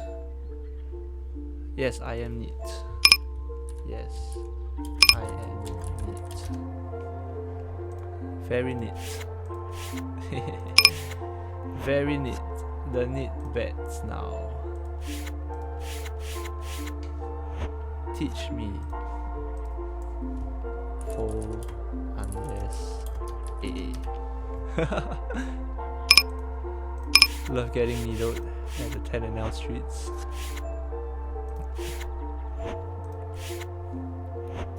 Alright, now what do we do?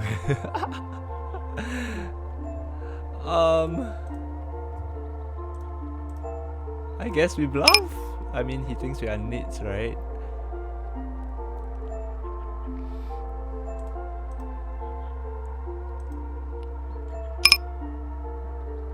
Showing the bluff.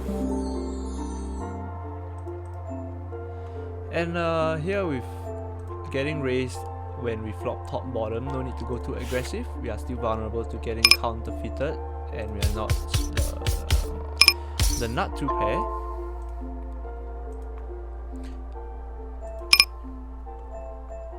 Now 1 to a straight, nothing to do but check and see.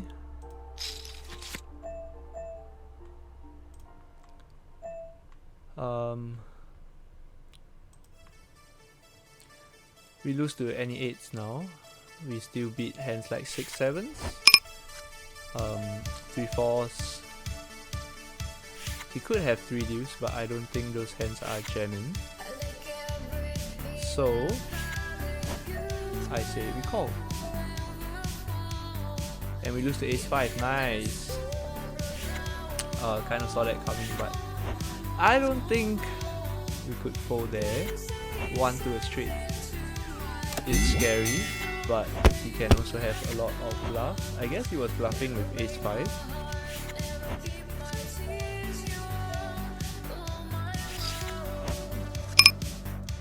Alright, we will be ending now.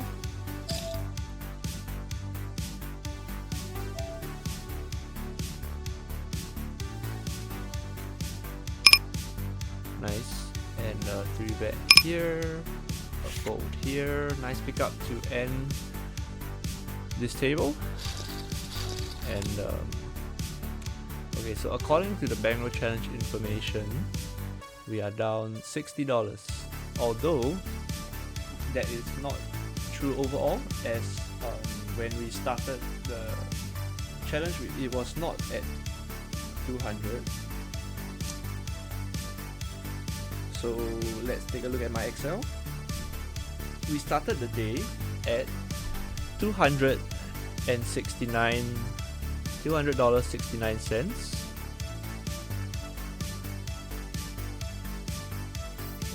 So let's count our buy-ins first. Let's fill in the blanks. 18 July, no, today is the 19th. Playing on natural 8.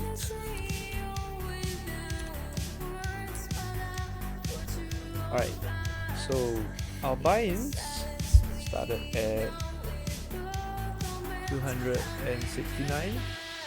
We are left with 90.36. We bought in for a total of 110. Oh fuck. For a total of $110.33. It's an improvement from yesterday, buying in for 12 buy-ins. Today we're buying for 11 buy-ins. And let's see how much we made today. I think we are down quite a considerable portion today, but not too bad. So we are down on the bankroll $17 and about $17. 183.70. So we cashed out for $93.34.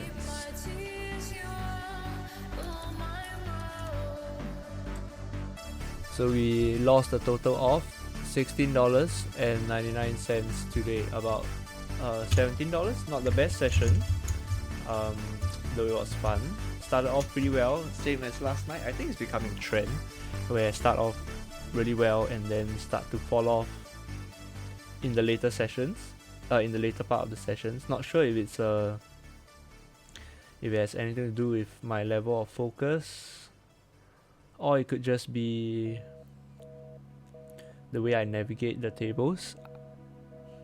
It feels like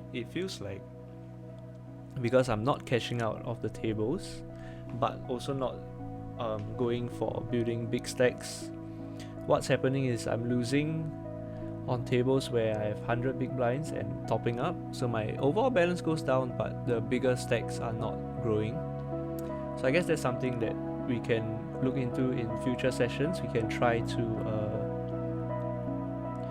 maybe cash out after our buying gets to a certain point. Of course, not the most optimal play, as we want to have bigger stacks to stack other players with big stacks. But the thing is that GG poker, I think because people are relatively tight, even if you have a big stack, you aren't gonna get it in against other big stacks, so it might be beneficial to have a shorter stack of 100 big blinds. So we'll see, maybe every time we hit a 300-400 big blind stack, we'll cash out and we buy for 100 bigs. But as of now, that's the strategy. We played for close to 4 hours. I would say about 3.5 hours. So 3.5, 4 tables. Currently the bankroll not looking too great.